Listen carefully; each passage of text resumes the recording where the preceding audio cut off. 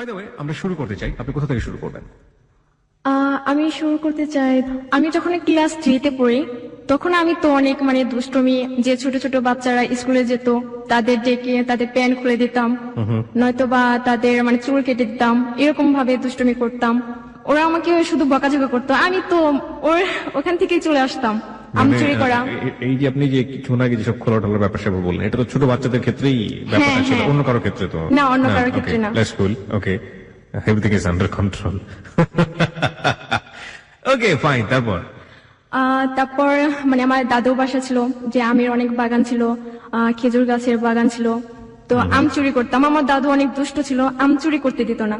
তো আমি আমার ছোট ছোট ভাইয়ারা ছিল, তো ওদের সাথে অনেক ভালো সম্পর্ক ছিল। তো আমার ভাইয়াদের বলতাম যে ভাইয়া, দাদু তো আমাকে আম চুরি করতে দেবে না, এমনি তো দেবে না, চুরি করতেও দেবে না, তো তুমি দাদুকে পটাবে আর আমি এদিক দিয়ে গাছে উঠবো।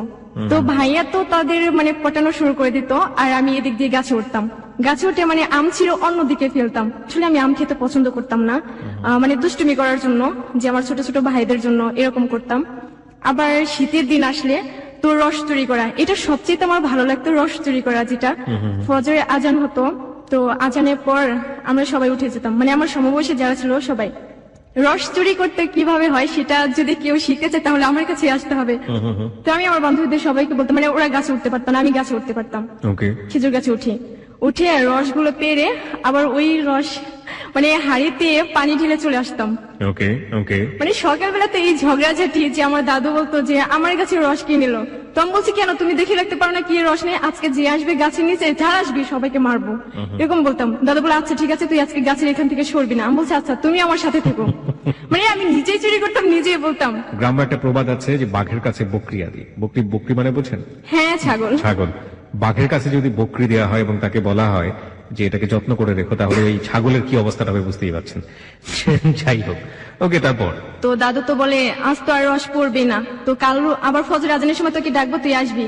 তো আমি তো জানি যে দাদু ফজর আজানের সময় আমাকে ডাকবে, তার আগে আবার উঠতাম, যে আবার উঠে তো রস চুরি করতাম। তো রস চুরি করে আবার পানি ঢেলে চলে আসতাম।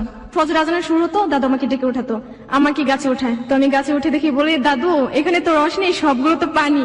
বলে এত ফজরে আজানের সময় আসছি, এর আগে কে নিল, আজকে সবার বাসায় বিচার দেবো। তো আমি বলছি আচ্ছা, আমি তোমার সঙ্গে আছি, তুমি টেনশন করো না। বলে আচ্ছা ঠিক আছে। এরকম আমার ছেলেবেলা কাটে। যখন নাকি আমি ক্লাস 5-এ পড়ি, তখন আমার স্কুলে এমন কোনো খেলা নাই যে আমি পারি না। তো আমি যখন ক্লাস 5-এ পড়ি তখন আমার রোল ছিল 2। তো আমার একটা বান্ধবী ছিল অনেকটা ভালো, যে শোভা। আশা করি এই শোভা শুনবে এইসব ঘটনা, যে অনেক হাসবে আমি জানি। আমার স্কুলের খেলা, টিচার যতগুলো ছিল সবাই বলে প্রাইজ তো সবগুলো হিমাই নিয়ে যাবে। পর আমি দৌড় খেলা ফার্স্ট হই, লং জাম্পে ফার্স্ট হই, যে বিস্কুট খেলা যেটা সবাই জানে, বিস্কুট খেলায় আমি ফার্স্ট হই। তো সেখান থেকে আমি ক্লাস 5 থেকে বৃত্তি পাই। যখন আমি ক্লাস 7-এ উঠি, তখন আমাদের স্কুলে সেতু নামের একটা মেয়ে ভর্তি হয়। তো অনেক ভালো ছাত্রী ছিলাম বলে আমাকে বলে যে হিমা, আমি তোমার সাথে ফ্রেন্ডশিপ করবো। আমি বলছি আচ্ছা ঠিক আছে, আমার মতো লেখাপড়া শিখতে হবে, তারপর আমার সাথে ফ্রেন্ডশিপ করবে। তো আমি ক্লাস 8-এ উঠি, তখন ওর সাথে আমার ভালো রিলেশন চলে।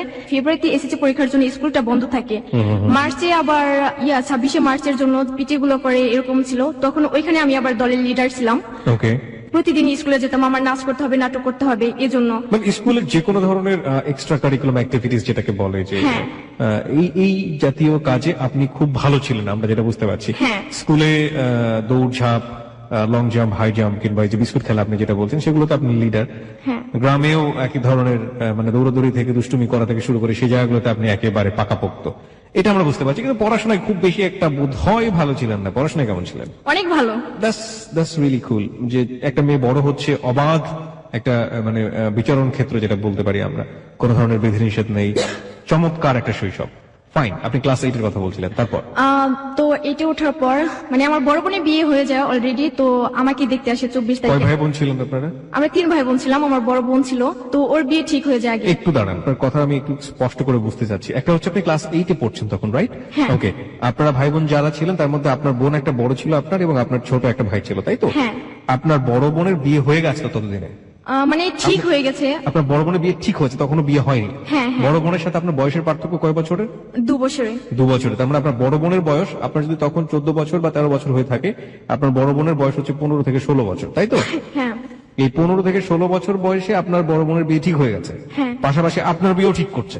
আসলে এটা আমি জানি না যে আমার বিয়ে ঠিক করছে বা এরকম কোনো কিছু। কি জানেন আপনি? ক্লাসে কি ঘটনাটা করছিল আমাকে একটু বলেন তো। যখন মানে 24 তারিখে যখন আমাকে দেখতে আসে, কোন পাগলামি মাসের শুরু করে। 24 তারিখ? মার্চ মাসের। মার্চ মাসের 24 তারিখ। ওকে। ছেলেটা মানে এরকম যে আমি জানি না, আমার আঙ্কেল মানে দেখানোর জন্য আসে, যে বলে দু বোনকে একসাথে বিয়ে দেবো আমার এসএসসি পরীক্ষার পর, তাদের স্বপ্ন ছিল এরকম। তো আমাকে দেখতে আসে, ছেলে বাসা থেকে পছন্দ করে, ছেলেটার নাম ছিল রানা। দাঁড়ান, আমাকে এক্স্যাক্টলি রিজনটা বলেন, আপনি কি দেখেছেন? আপনি তো জানেনও না আপনাকে দেখতে এসেছে, আপনি কি দেখলেন, কি করলো আপনার সঙ্গে, এটা বলেন। মানে আমি যখন নাকি বাসায় আসি, তো আমার আঙ্কেল আমাকে শুধু বলে যে মাথায় মানে ওড়না দিয়ে রাখবে। তো আমি বলছি কেন আমি মাথায় ওড়না দিয়ে রাখবো, আমি তো কখনো ওড়না দিয়ে রাখি না, এখন আমি রাখবো কি জন্য? বলে না, বাসায় তো মেহমান আসছে, এখন একটু ভালো মতো চলাফেরা করো। তো আমি বলছি না, আমি এরকমই করবো। মানে আমার পাগলামি গুলো তো ছেলেটা আরো পছন্দ করে, যে এরকম পাগলামি করি। তো বলে এখন ছোট তো বড়। ছেলেটা মানে- আপনার সামনে ছিল? হ্যাঁ, ছেলেটা আমার সামনে ছিল। আসলে বয়সটা একটু বেশি, আমি বুঝতে পারিনি যে সে ছেলেটা হবে আর কি। ছেলেটা যেহেতু আপনার অপরিচিত, আপনি জিজ্ঞেস করেননি ছেলেটাকে? হ্যাঁ, আমি জিজ্ঞেস করছি, বলছে যে তোমার ভাইয়া হয়, এরকম ভাবে বলছে। এটা কে বলছে? আপনার আঙ্কেল? হ্যাঁ, আমার বাবা uncle। কই তখন? তখন আমার বাবাও ছিল, মানে রান্না বান্নার জন্য ব্যস্ত ছিল আমার আম্মুর সাথে। ওকে। একই সাথে আপনার বড় বোনকেও দেখতে এসেছিল সেই দিন? না, আমার বড় বোনই তো আগে বিয়ে ঠিক হয়ে যায় আর কি। ওকে, আগে ঠিক হয়ে গেছে, ফাইন। ঠিক আছে, তারপর আপনি কবে বুঝলেন যে আপনাকে বিয়ে দেওয়ার জন্য এটা দেখানো হচ্ছে? 25 তারিখে। ওকে, কিভাবে বুঝলেন?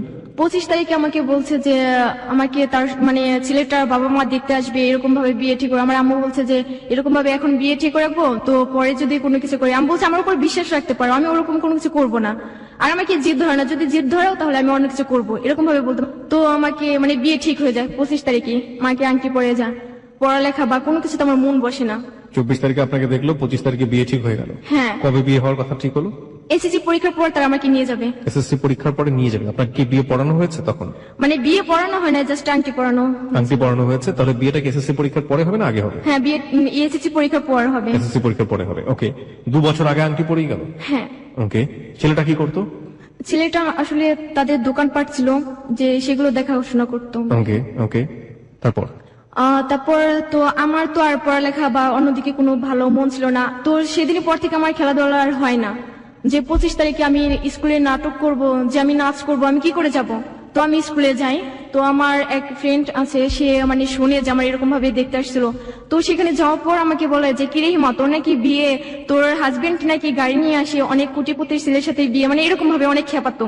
তো আমি বলছি না, তোর বোনের বিয়ে, এরকম ভাবে বলতাম যে তোর বোনের বিয়ে, আমার বিয়ে না। বলে আমার বোনটাই তো তুই, এরকম বলছে। বলার পরে আমি স্কুলে মানে আমার ম্যাডাম ছিল, তাদেরকে আমি জানাই যে এরকম ভাবে আমার বাসা থেকে আমার বিয়ে চাপ দেয়। বলে আচ্ছা ঠিক আছে, আমরা দেখবো। দেখার কথা বলে, তো আমার বাসায় আর ম্যাডাম আসে না। যে আমি বলছি আমি ভালো স্টুডেন্ট, এক খারাপ স্টুডেন্ট হতাম যে আমাকে এই কারণে আমি বিয়ে দেবে। আমি তো খারাপ স্টুডেন্ট ছিলামও না যে আমাকে এরকম ভাবে বিয়ের জন্য চাপ দেবে। তো আমার অনেক মানে আমার স্বপ্নটা ছিল এরকম যে আমি পড়ালেখা করে ডাক্তার হব, যেটা আমার বাবারও স্বপ্ন ছিল যে এরকম করব। তো আর আমার মার স্বপ্ন ছিল আমি মাস্টার হব, আমার কাকি মাস্টার, এই কারণে। তো সেদিনের পর আমি 26শে মার্চ মানে কোনো মতে স্কুলে যাই। যাওয়ার পর মনটা আসলে ভালো ছিল না, তবুও বান্ধবীদের সাথে মানে মিশামিশি এরকম অন্যরকম ইয়ে করি। তো আমি নাটকটা করি, নাটক আর নাচ করি। নাচ করার পর আমি বাসায় চলে আসি। বাসায় চলে আসার পর আমাকে মানে ছেলেটা আমার জন্য ফোন নিয়ে আসে, যে ওদের বাসায় থেকে যে আমাকে ফোন দিবে, আমি ফোন ইউজ করবো, যে ছেলেটার সাথে কথা বলবো। তো আমি বাসায় এসে দেখি যে ছেলেটা আমাদের বাসায় আসছে। তো আমি বলছি আপনি কেন আসছেন, আমার কি বয়স হয়েছে বিয়ে করার? আপনি এত বড় ছেলে, আপনার সাথে কেন আমার এরকম, আপনি জানেন আমি আপনার মেয়ের বয়সী, এরকম ভাবে বলতাম, মানে লজ্জা দিতাম। তারপর ছেলেটা বলে যে এখন তো তুমি ছোট, এই কারণে বুঝতে পারো না, যখন নাকি সময় হবে তখন তুমি বুঝতে পারবে। তো আমি বলছি দেখেন, আপনি আমার জীবন থেকে সরে যান, আপনি তো আমার জীবনটাকে নষ্ট করতে আসছেন, আমার জীবনটা আর সাজানো গোছানো হবে না, এরকম ভাবে বলছি। বলে পরে না, আচ্ছা ঠিক আছে, তোমাকে আর ডিস্টার্ব করবো না, যে একবারে 2 বছর পরে আসবো। আসলে ছেলেটা মাঝে মাঝে আসতো গাড়ি নিয়ে, যে আমি স্কুলে যেতাম, আমার স্কুলের সামনে। গাড়ি মানে কি গাড়ি নিয়ে আসতো? বাইক? হ্যাঁ। ওকে। তো গাড়ি নিয়ে আমার স্কুলের সামনে দাঁড়িয়ে থাকতো, আমি স্কুল থেকে বের হতাম, আমার পায়ের নিচে টাকা রেখে চলে যেত, নয়তো বা কিছু কিনে আমার বান্ধবীদের কাছে পাঠিয়ে দিত। আসলে আমি ওইসব মানে ইয়ে করতাম না, ওর জিনিস আমি পছন্দই করতাম না। আর টাকা তো নেওয়া দূরের কথা, আমি টাকা নিয়ে আমার মানে বান্ধবীদের দিতাম, বলতাম আচ্ছা তোরা খা। মানে নভেম্বর মাস পর্যন্ত এরকমই চলে, যে আমার পড়ালেখা ভালো মতো হয় না। আমি কখনো আমি 99 নিচে আমি অঙ্কে পাইনি, আমি ও দ্বিতীয় সাময়িক পরীক্ষা ফেল করি অঙ্কে। ওকে, আমি যতটুকু বুঝি যে এই সময়টাতে আপনি আপনার বাবা মাকে কি বলেছিলেন যে আপনি বিয়ে করতে চান না, সুতরাং কোনোভাবে যেন বিয়েটা না দেওয়া হয়? আপনার আসলে বাবা মাকে? হ্যাঁ, আমি বলছি যে আমার কি বিয়ে করার বয়স হয়েছে, তোমরা এখন আমাকে বিয়ে কেন দেবে? তো আমার আম্মু আব্বু বলছে যে এখন বিয়ে ঠিক হলে তো আর বিয়ে হয়ে গেল না, তোকে তো 2 বছর পর নিয়ে যাবে, এরকম ভাবে বলতো। মানে অনেক বোঝানোর চেষ্টা করি আর কি, তো তারা বোঝানো মানে বোঝে না। আমার ফুপ্পিরা সবাই তো তাকে পছন্দ করে, বলে ছেলেটার কি নেই, গাড়ি আছে, বাড়ি আছে, টাকা আছে, কোনো কিছুর অভাব নেই। আমি বলছি আমার এইসবের দরকার নেই, আমার সুখ হলে হবে। আমি চাই না যে আমার এত টাকা পয়সা লাগবে। অক্টোবর মাস আসে, অক্টোবর মাসে আমি 6 দিনের জন্য নাচার একটা প্রোগ্রাম ছিল, সেখানে আমি চলে যাই। সেখান থেকে ফিরে আসি 31 তারিখে বাসে আসার পর আমি 2 তারিখে প্রাইভেটে যাই, একদিন শুধু রেস্ট নেই। আমার বান্ধবী মানে প্রাইভেটে যায় না সেতু, তো আমি আবার ওদের বাসায় যাই। বাসায় গিয়ে বলি যে সেতু তুমি স্কুলে যাও নাই কেন, প্রাইভেট কেন মিস করলে? তো ও তো আমাকে বলে যে দেখো একটা ছেলে আমাকে ফোন করে, তো আমাকে অনেক ডিস্টার্ব করে, আমার আম্মু আমাকে অনেক বকাঝকা করে, যেভাবে পারে তুমি এটা ম্যানেজ করো। তো আমি বলছি আমি কি করব? তো সে আমাকে বলতে আছে যে না তুমি ছেলেটার সাথে কথা বলো, তুমি বললে অবশ্যই ছেলেটা শুনবে। তো আমি বলছি আচ্ছা ঠিক আছে আমি বলবো। তো ছেলেটাকে মিস কল দেয়, মিস কল দেওয়ার পরে সাথে সাথে ছেলেটা ফোন করে। ওকে, যে জায়গাটাতে আমরা ছিলাম, সেতুকে ডিস্টার্ব করতো একটি ছেলে কোন একটি আননোন নাম্বার থেকে, এবং সেই ছেলেটিকে আপনাকে দিয়ে মানে ধমকাবে সেই ছেলেটিকে। হ্যাঁ, মিস কল দেওয়ার পরে সাথে সাথে ছেলেটা ফোন করে, রিসিভ করে সালাম দেই, সালামের উত্তরটা নেয়। তো আমাকে বলছে যে কে আপনি? তো আমি বলছি কেন মানুষ? বলার পরে ছেলেটা বলে যে মানুষ আপনার বাসা কোথায়? মানে সে তো আমাকে শিখে দেয়, বলো যে তোমার বুকের ভিতর। তা আমি ছেলেটাকে আসলে বলে ফেলি যে তোমার বুকের ভিতর। তো ছেলেটা বলে যে আপনি পাগল হয়েছেন, আপনার বাসা থেকে কেউ জানে না? আর যদি না জানে তাহলে বাসায় গিয়ে বলেন যে আপনার পাগলাগার মানে খালি আছে, সেখানে গিয়ে ভর্তি করে দিতে, যত সব। এ কথা বলার সাথে সাথে ফোনটা কেটে দেয়। তো আমি বলছি সেতু তোর জন্য আজকে ছেলেটা আমাকে এসব কথা বলবে? বলে আবার মিস কল দাও, ছেলেটাকে বলো, তুমি বুঝিয়ে বলো। তো আবার মিস কল দেয়, মিস কল দেওয়ার পর সাথে সাথে ছেলেটা ফোন করে। তো ফোন করার পর আমি বলছি সরি ভাইয়া, আসলে আপনি যে এই নাম্বারে ফোন করেন নেক্সট টাইম আর ফোন করবেন না, কারণ আপনি কি চান যে আপনার জন্য কেউ বকা শুনুক বা মার খাক না? যদি আপনি ভদ্র করে মানে ছেলে হয়ে থাকেন তাহলে ফোন করবেন না। তো ছেলেটা আমাকে বলে তুমি অনেক সুন্দর করে কথা বলতে পারো, তোমার নামটা কি? তখন আমি বলি কানিজ ফাতেমা জাইমা। তো আমি আবার জিজ্ঞেস করি আপনার নামটা কি? তখন বলে সাজিদুল কবির রাকিব। তো আমি বলছি আচ্ছা ভাইয়া সরি যে আপনাকে এইসব কথা বলছি ফার্স্ট, তো আপনি আর ফোন করবেন না। ছেলেটা বলে আচ্ছা আমি ফোন করব না, তোমার বান্ধবীকে ডিস্টার্ব করব না যদি তুমি আমার সাথে কথা বলো। ওকে, তো আমি বলছি আমি আপনার সাথে কেন কথা বলতে যাব? তো আমার বান্ধবী বলে আচ্ছা ঠিক আছে বল যে আমি বলবো। তো আমি বলছি আচ্ছা ঠিক আছে আমি বলবো। বলে আচ্ছা ঠিক আছে এখনই তুমি নাম্বারটা নিয়ে যাও। আমি ওই সাথে সাথে ফোনটা কেটে দেই। তো আমি সেতুকে বলছি সেতু এখন আমি কি করব? আমি তো ফোন ইউজ করি না, বা আমার বাসা থেকে কখনো ফোন আমার ধরতে দেবে না, আর আমি এরকম কোনো কিছু আমি করতে চাই না। তো এরকম করার পর বলে না তুই নাম্বারটা নিয়ে যা। তখন আমি আমার খাতায় নাম্বারটা তুলি, ওর নাম লিখে রাখি পথহারা পথিকের সঙ্গী। বাসায় চলে আসার পর আমি শুধু ভাবতে থাকি কেন ছেলেটা আমার সাথে কথা বলতে চায়। যখন নাকি বিয়ে ঠিক হয় তখন ভাবতাম যে আমার লাইফে এরকম কোন ছেলে আমার লাইফে যদি আসতো যার হাত ধরে আমি চলে যেতে পারতাম, এখান থেকে আমার মুক্তি দিত, যে আমি মুক্তি পেতাম। ওকে, 3 তারিখ আমি প্রাইভেটে যাই। তো সে তো বলে ছেলেটার সাথে আর কথা বলছিস? আমি বলছি না আমি ছেলেটার সাথে কথা বলবো কেন। 2 দিন পর আবার আমার বান্ধবীর মানে ফোনে ফোন করে, বলে কেন মেয়েটা আমাকে কেন ফোন করে না, জামাইকে বলো যে ফোন করতে। সে তোমাকে বলে দেখ তুই যদি ওকে ফোন না করিস তাহলে ছেলেটা আমাকে ডিস্টার্ব করবে। তখন আমি বলছি আচ্ছা ঠিক আছে। তখন আমি প্রাইভেট না পড়ে আমি বাসায় চলে আসি।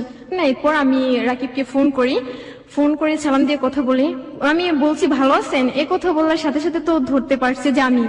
তো বলে হ্যাঁ ভালো আছি। আমাকে জিজ্ঞেস করে তোমার সাথে কি ফ্রেন্ডশিপ করতে পারি? আমি বলছি অবশ্যই পারেন। সে আমাকে দেখার জন্য পাগল যে তোমাকে আমি দেখবো।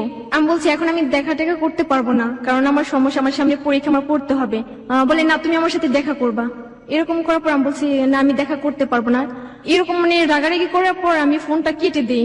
পরের দিন প্রাইভেটে যাই 4 তারিখে। প্রাইভেটে গিয়ে আমি সেতুকে বলি যে সেতু ছেলেটা আমাকে এরকম ভাবে বলে যে দেখা করতে চায়, আমার তো ছেলেদের সাথে দেখা করতেই ভয় করে। সেদিন মানে 4 তারিখে রাতে যে আমি আবার ঘুমানোর জন্য আমার চাচাতো বোনের কাছে যাই, তো ওকে আবার ফোন করি। ও আমাকে জিজ্ঞেস করে যে আমি তোমার কি হয়ে? আমি বলছি কেন জাস্ট ফ্রেন্ড। বলে না আর কিছু না। আমি বলছি না। বলে আর কিছুই না। আমি বলছি না। তো এরকম ভাবে বলছে, হাসি করি। তো হাসি করার পর ফোনটা কেটে দেয়। কেটে দিয়ে আমাকে একটা SMS করে যে আই লাভ ইউ জান। কয়দিনের মাথায় এটা হলো? কয়দিনের মাথায়? মানে 2 তারিখ থেকে কথা বলা শুরু হয়, 4 তারিখ রাতে। 4 তারিখ রাতে আপনাকে আই লাভ ইউ জান বলে দিয়েছে? হ্যাঁ, ওকে। SMS করে যে আই লাভ ইউ জান। আপনি ছেলেটা সম্পর্কে কিছু জানতেন? এই যে আসলে কথা- আমি এরকম মানে কোনো কিছু আমি জানি না, জাস্ট কোথায় থাকে, কি করে, কি পড়ছে, না এরকম কিছু জানি না। ওকে। তো আমি আবার কি করব, যে আমি আমার চাচাতো বোনকে বলছি যে এরকম এরকম ছেলেটা তো আমাকে এভাবে SMS করছে, এখন আমি কি করব?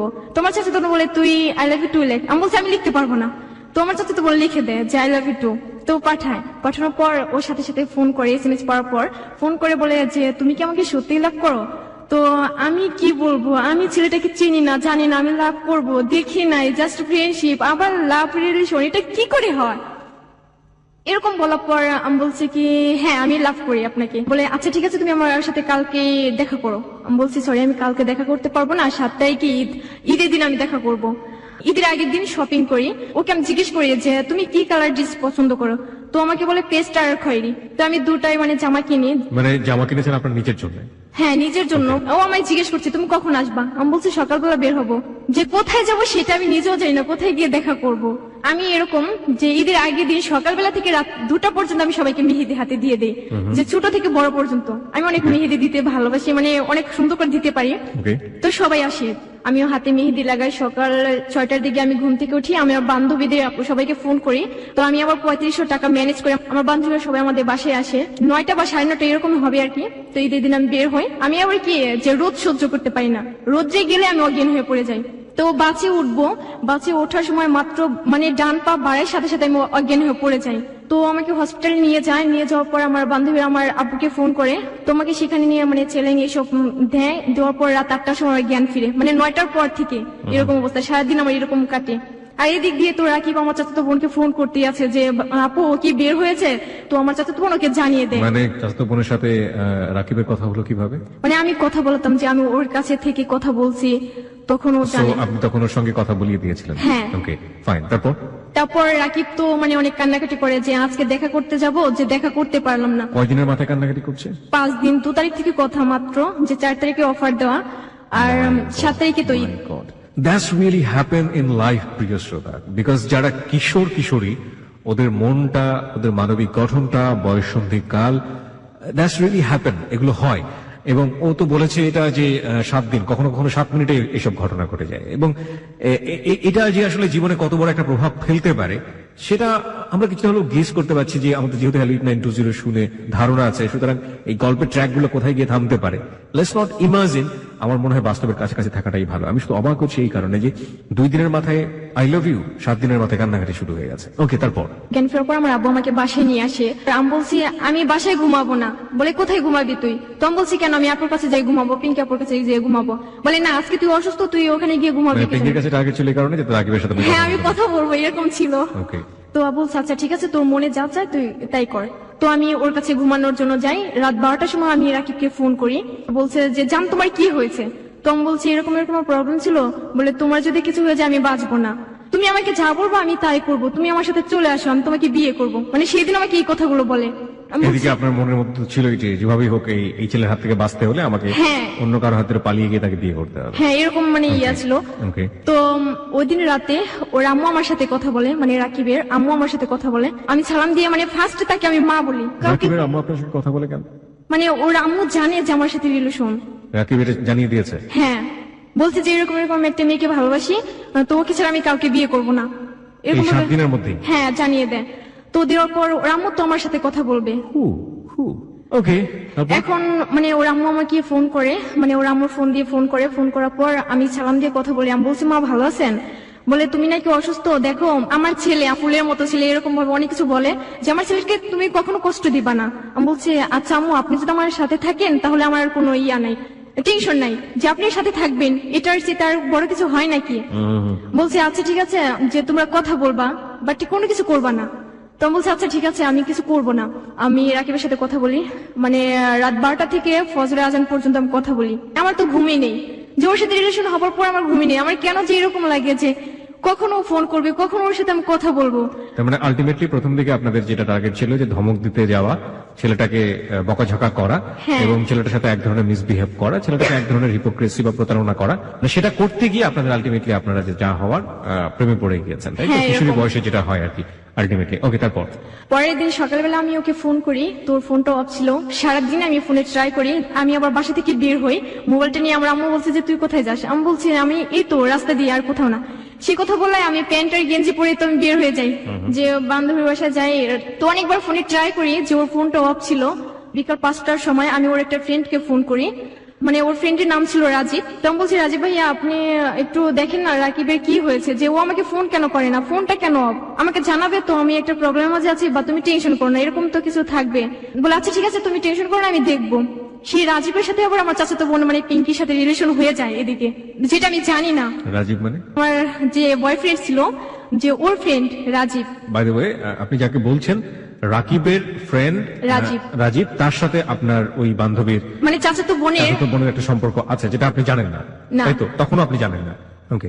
তো আমি সন্ধ্যার পরে মানে সারা রাস্তায় এরকম ছিলাম যে আমি কারো বাসায়ও যাই না, যেরকম ফোনটা রিসিভ করে না, আমি কারো বাসায় যাবো কেন যাব, যে ওর কারণে আমি বাসা থেকে বের হয়ে আসলাম। তো বাসায় আসি, বাসায় আসার পর যে রাতে ফোন করি, আমি অনেক কান্নাকাটি করি যে কেন ফোনটা অফ রাখলে, আমার সাথে কেন কথা বললে না, তোমার প্রবলেম থাকলে আমাকে বলবা, যে আমার প্রবলেম আছে আমি তোমার সাথে কথা বলতে পারছি না, যে তুমি টেনশন করবা না। তো বলছে সরি জান আমার ভুল হয়ে গেছে, মানে কথায় কথায় ও জান ছাড়া কথাই বলতো না, অন্যরকম ছিল। যে কথা বলবে, কথা বলার শেষে আই লাভ ইউ জান ভালো থেকো, মানে এরকম ভাবে কিছু বলে তারপর ফোনটা রাখবে। পরের দিন আমার মানে চাচাতো ভাই, তো ভাইয়ার ফ্রেন্ডদের নিয়ে যায়, তো আমাকে বলে যে জামা পরো। আমি বলছি না আমি এখন পরবো না, আমি কোথাও বের হবো না, কারণ আমি বের হলে তো আমি কথা বলতে পারবো না, সেটা আমি নিজেও জানি। তো আমি বলছি না আমি বের হবো না। তো আমার আম্মু তো জোর করে আমার জামাটা চেঞ্জ করে দেয়, যে আমি জামা পরে ভাইয়া আর ভাইয়ের ফ্রেন্ডদের সাথে যাই, মানে হাঁটতে হাঁটতে যাই। আমাদের বাসা থেকে একটা ব্রিজ আছে, মানে এতটা সুন্দর, সব ছেলে মেয়ে বিকালবেলা সেখানে যাবেই। তো ভাই আমার সেখানে যায়, ভাইয়ের একটা ফ্রেন্ড ছিল যেটা আমাকে পছন্দ করে, নাসিম ছিল তার নাম। তো ভাইয়া বলছে তুমি ওর সাথে কথা বলো, ছেলেটার সাথে। আসলে আমার মনটা ছিল না ভালো, যে আমি রাকিবের সাথে কথা বলতে পারছি না, কার সাথে আমি কথা বলবো। আমি বলছি ভাই আমার ভালো লাগছে না। যে বলে তুমি কি কি খেতে পছন্দ করো বলো, মানে ছেলেটা আমাকে জিজ্ঞেস করে। বলার পর আমি বলছি না আমি কিছু খেতে পছন্দ করি না। ভাই আবার জানে যে আমি কোন আইসক্রিম চিপস পছন্দ করি, তো আমার জন্য এগুলো মানে অনেক মানে খাবার নিয়ে চায়। আমি বলছি তুমি আমাকে এই খাবার দিয়ে ভুলাবে, কখনো ভুলাতে পারবে না। তো ভাই বলছে না খাওয়া। ছেলেটা কি করে, ছেলেটা আমাকে বলে যে তোমাকে আমি পছন্দ করি। আমি বলছি কি করতে পারবেন আমার জন্য, বলে তোমার জন্য আমি সবকিছু করতে পারি। আমি বলছি মরতে পারবেন, বলে হ্যাঁ। আমি বলছি তাহলে এই ব্রিজ থেকে লাফ দিয়ে আপনি মারা যান। তো ছেলেটা বলে যে তুমি আমাকে এরকম ভাবে বলছো কেন, যে আমি ব্রিজ থেকে লাফিয়ে মারা যাবো। পরে সাথে সাথে ছেলেটা মানে কি যেন পকেট থেকে বের করে সাথে সাথে হাত কাটে আমার সামনে। এই মানে ছেলেটা তো আপনাকে আগে থেকে পছন্দ করতো, রাইট? মানে আগে থেকে পছন্দ করতো, সেদিনই ও ফার্স্টে দেখে আর কি, দেখেই এই সঙ্গে সঙ্গে এই ধরনের হ্যাঁ। প্রতিক্রিয়া। হ্যাঁ এরকম ছিল। মানে আপনার তখন ভাইয়ের আমার- বন্ধু ছিল সে? হ্যাঁ সে আমার ভাইয়ের বন্ধু ছিল। আপনার কোন ধরনের ভাই এটা? মানে আমার চাচাতো ভাই। চাচাতো, আপন চাচাতো ভাই? হ্যাঁ। তো আমি বলছি আচ্ছা ঠিক আছে আমি আপনার সাথে কথা বলবো, প্রতিদিন কথা বলতে পারবো না, সপ্তাহে একদিন কথা বলবো, যে শুক্রবার ছাড়া। বলছে আচ্ছা ঠিক আছে তুমি বলবা। আমি বলছি সরাসরি কথা বলবো, আপনি আমাদের বাসায় আসবেন, আমি তখনই কথা বলবো, এছাড়া ফোনে কথা বলতেই পারবো না। বলে আচ্ছা ঠিক আছে, তারপরে তুমি তো একদিন কথা বলবে, সে কথা বললেই হবে। আমি তো আরো টেনশনে পড়ে যাই যে আমি কি করবো, এই ছেলেটা যদি আগে আসতো তো এই ছেলেটার সাথে মানে রিলেশনটা হয়ে যেত আমার মনে হয়। রাতে বলছে যে তুমি আমার সাথে দেখা করবা, চাচুর বাসায় যেতে বলে। আমার চাচুর বাসা আমাদের বাসা থেকে মানে 2 মিনিট সময় লাগে। ওকে। তো আমি বলছিলাম আমি যেতে পারবো না, আমার কাকি আসে আমাকে নেওয়ার জন্য রাতে। তো আমি সেখানে যাই, তো ছেলেটা আমার সাথে একসাথে খাবার খাবে। আমি বলছি আমার টেনশনে আমি বাঁচি না, আপনারা কি শুরু করছেন। বলছে তোমার কি টেনশন, এতটুকু বসে তুমি কি টেনশন করো। আমি বলছি না আমার কোন টেনশন, আমার পড়ালেখার টেনশন আছে। আসলে আমি তো রাকিব টেনশনে এরকম কাউকে বোঝাতে পারি না। ছেলেটা সেখান থেকে মানে পরের দিন আমাকে একটা মানে ঘড়ির মতো একটা ব্রেসলেট, সেটা আমাকে গিফট করে চলে যায়। এই ছেলেটাই? হ্যাঁ চলে যায়। আমি তো আবার সেই গিফটটা আমি কেন নেব, ওই ছেলেটা আমাকে গিফট করবে, আমি তো ছেলেটাকে লাভ করে না, কেন আর নেব। তো ভাইয়ের বাসায় আমি রেখে আসি ওই মানে ব্রেসলেটটা। পরের দিন মানে রাতে রাকিবের সাথে আমার কথা হয়, দেখা করবে। আমি সেদিনই বলে দিছি যে রাকিব আজকে আমি তোমাকে সবকিছু বলবো। বলে কি বলবা। তো আমি বলছি দেখো আমার এরকম ভাবে বিয়ে ঠিক হয়ে গেছে, যে আমাকে বাসা থেকে বিয়ে দেবে, বিয়ের জন্য অনেক চাপ। তো বলে আচ্ছা তুমি বাসা থেকে চলে আসো, আমি তোমাকে বিয়ে করবো। এগুলো বলে? হ্যাঁ বলে। আমি বলছি না, যে এখন আমি বিয়ে করতে পারবো না। বলে দেখো তুমি যদি আমার কাছে না আসো, আমি ট্রাকের নিচে চাপা পড়ে মারা যাব, আমি মারা যাব তুমি না আসলে। তখনও রাকিবের সাথে আপনার দেখা হয় না? না তখন আমার দেখা হয়নি।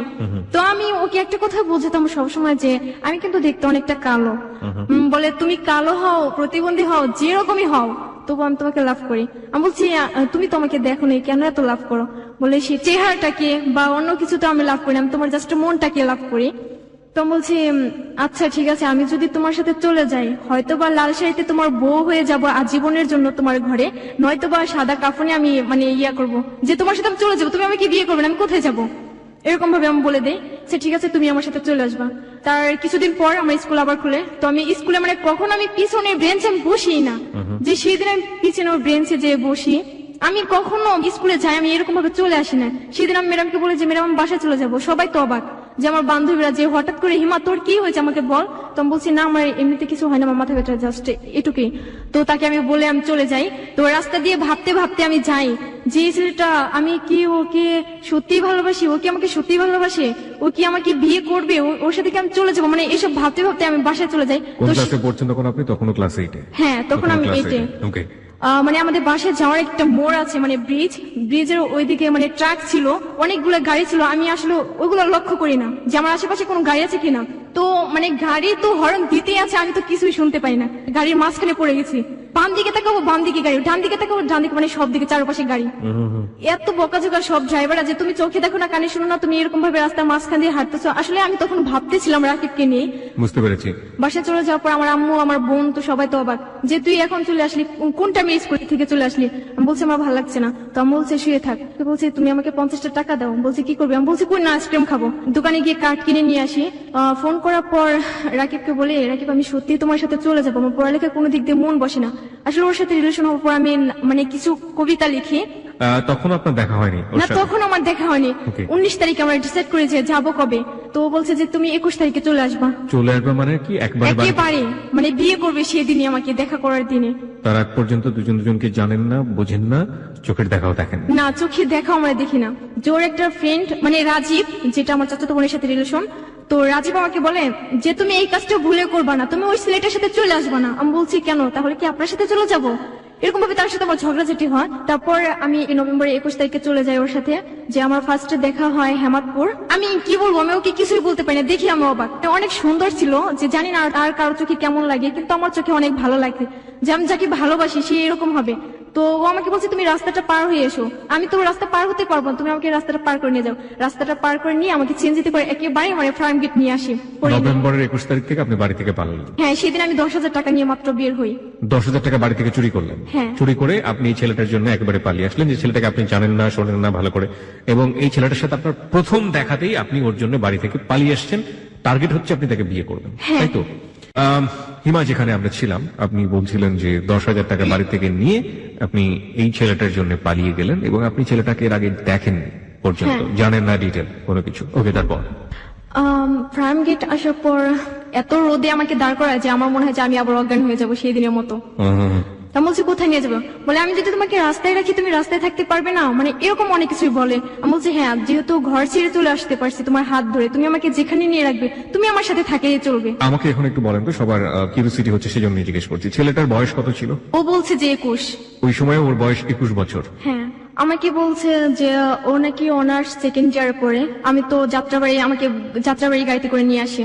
নামার পর মানে হঠাৎ করে কোথায় আমরা বাসা পাবো, আমরা বিয়ে করিনি, কেউ আমাকে বাসা দেবে না, এমন একটা বিল্ডিং এর ভিতর নিয়ে যায়। তো আমি তো অবাক, আমি বলছি তুমি আমাকে কোথায় নিয়ে আসলে? তো বলে দাঁড়াও দেখি এখানে যদি একটা ফ্ল্যাট পাই। আমি বলছি আজকে তুমি কোথায় ফ্ল্যাট পাবে? আজকে 21 তারিখ, এটা তো মাসের শেষ দিকে, মানে 1 তারিখে তো বাসা পাওয়া যায়, তার আগে তো বাসা পাওয়াই যাবে না। বলার পর বলছে আচ্ছা ঠিক আছে তুমি এখানে দাঁড়াও আমি দেখি। কি বলবো ভাইয়া, ওখানে মেয়েরা নাকি অনেক খারাপ ইয়া করে। আমি বলছি তুমি আমাকে এখানে নিয়ে আসলে কেন? আমি আর একটা মুহূর্ত এখানে থাকতে পারবো না। তো আমি সেখান থেকে চলে আসি, ও আমার হাত ধরে টেনে ধরে যে তুমি কোথায় যাবে, আমি তোমাকে যেখানে নিয়ে যাবো তুমি সেখানে যাবে। তো ওইখান থেকে আমি নেমে আসি, ও আমার সাথে চলে আসার পর রাস্তায় একটা লোকের সাথে কথা বলে, যেটা আমি দূর থেকে লক্ষ্য করি। তো ওই লোককে সবকিছু বলে যে আমরা এরকম এরকম বাসা থেকে চলে আসছি, ওর বিয়ে ঠিক হয়েছে বলে ও আমার সাথে চলে আসছে, ও বিয়েতে রাজি না। সে তো লোকটা তো আমাকে দেখে অবাক যে এতটুকু মেয়ে বিয়ে করবে, যে এটা তো সমাজে মানবে না বা আইনগত ভাবে হবে না। ও বলছে যে আচ্ছা পরে দেখা যাবে, আগে একটা ফ্ল্যাট নেওয়ার ব্যবস্থা করেন। তো সেই লোকটা আমাকে নিয়ে যায় যাত্রাবাড়ি টনি টাওয়ারের ওইদিকে, পানি পাম্প ছিল যেখানে, ওইখানে আমাকে নিয়ে যায়, একটা ফ্ল্যাট পায়। একটা বৃদ্ধ লোক ছিল, একটা মহিলা, তার হাজবেন্ডের সাথে ভালো রিলেশন ছিল না, তার একটা মেয়ে ছিল। এখন তারা তো বাসা ভাড়া দেবেন, আমাকে জিজ্ঞেস করে যে তোমাকে কি ছেলেটা জোর করে নিয়ে আসছে? আমি বলছি না, আমি স্বেচ্ছায় আসছি। এ কথা বলার পর বলে আচ্ছা ঠিক আছে তোমরা বিয়ে করছো? আমি বলছি না, বিয়ে করিনি এখনো। বলে বিয়ে করা ছাড়া তোমাদের বাসা ভাড়া দেওয়া যাবে না। তো ওরা কি বলে আচ্ছা আন্টি, আচ্ছা আজকে রাতটা আমরা কষ্ট করে থাকবো, সারাদিন তো গাড়িতে ছিলাম, পরে আমরা কালকে বিয়ে করবো। না, এক মুহূর্ত মানে থাকা যাবে না, মানে বিয়ে করা ছাড়া। রাকিব অনেক বিরক্ত হয়ে বলে যে আচ্ছা ঠিক আছে আপনি বিয়ের ব্যবস্থা করেন, আমি বিয়ে করবো, আমি বিয়ের যা লাগে আমি সবকিছু নিয়ে আসবো। তো ওই আন্টি তো মানে কাজীকে ডাকতে যায়, কাজীও আমাকে দেখে অবাক। কাজীকে মানে 11,500 টাকা মানে ঘুষ দিয়ে তারপরে বিয়েটা করানো হয়।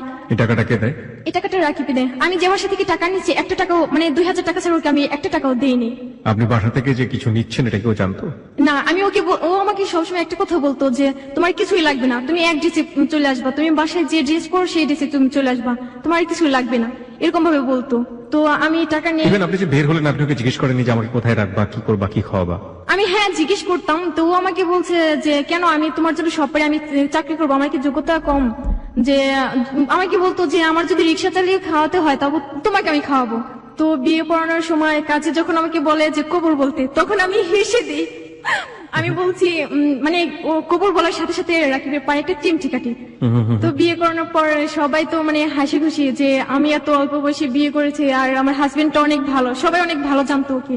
সেদিন রাতে মানে যে আন্টি বলি তার মা ছিল সেখানে, আমাকে বলে যে তোমরা নামাজ পড়ো না, কিছু পড়ো না, তোমরা এখানে থাকতে পারবা না। তো আমি বলছি আমরা কোথায় যাবো, আমরা বাসা ভাড়া নিয়েছি, এখন আমরা এখানে থাকবো না, কোথায় থাকবো? তার সাথে আমার ঝগড়া হতো, মানে অন্যরকম ঝগড়া। বিয়ে হওয়ার পর রাত 10টার সময় মানে আমি প্রকাশ করতে পারি না যে আমার ক্ষুধা লাগে, যে আমার অনেক কষ্ট হয়। তো আমাকে সবসময় আমার বোন আমার খাওয়া দাওয়া বা ড্রেস চেঞ্জ করে দেওয়া, গোসল করে সব আমার বোন করতো। বড় বোন, বাই দ্য ওয়ে আমি একটু জানি যে আপনার বড় বোন কি তখন বিয়ে হয়ে গেছে যখন আপনি বের হয়ে আসছেন বাড়ি থেকে? না, তখন বিয়ে হয়নি। তখনও বিয়ে হয়নি, ঠিক হয়ে আছে মাত্র, হ্যাঁ। রাইট? ওকে। যেহেতু ছোট বোনটা পালিয়ে গেছে ক্লাস 8-এ পড়ুয়া অবস্থায়, সুতরাং সামাজিক ভাবে কিন্তু অনেক ধরনের হেয় প্রতিপন্ন হতে পারে এবং একই সাথে বিয়েটা ভেঙেও যেতে পারে। আমরা ঠিক জানি না যে ওর বড় বোনের ক্ষেত্রে এরকম ঘটনা ঘটেছিল কিনা। হয়েছিল কি? হ্যাঁ হয়েছিল, আমি অনুমান করছিলাম এবং দ্যাটস হ্যাপেন। ওকে, যাই হোক, তারপর কি হলো?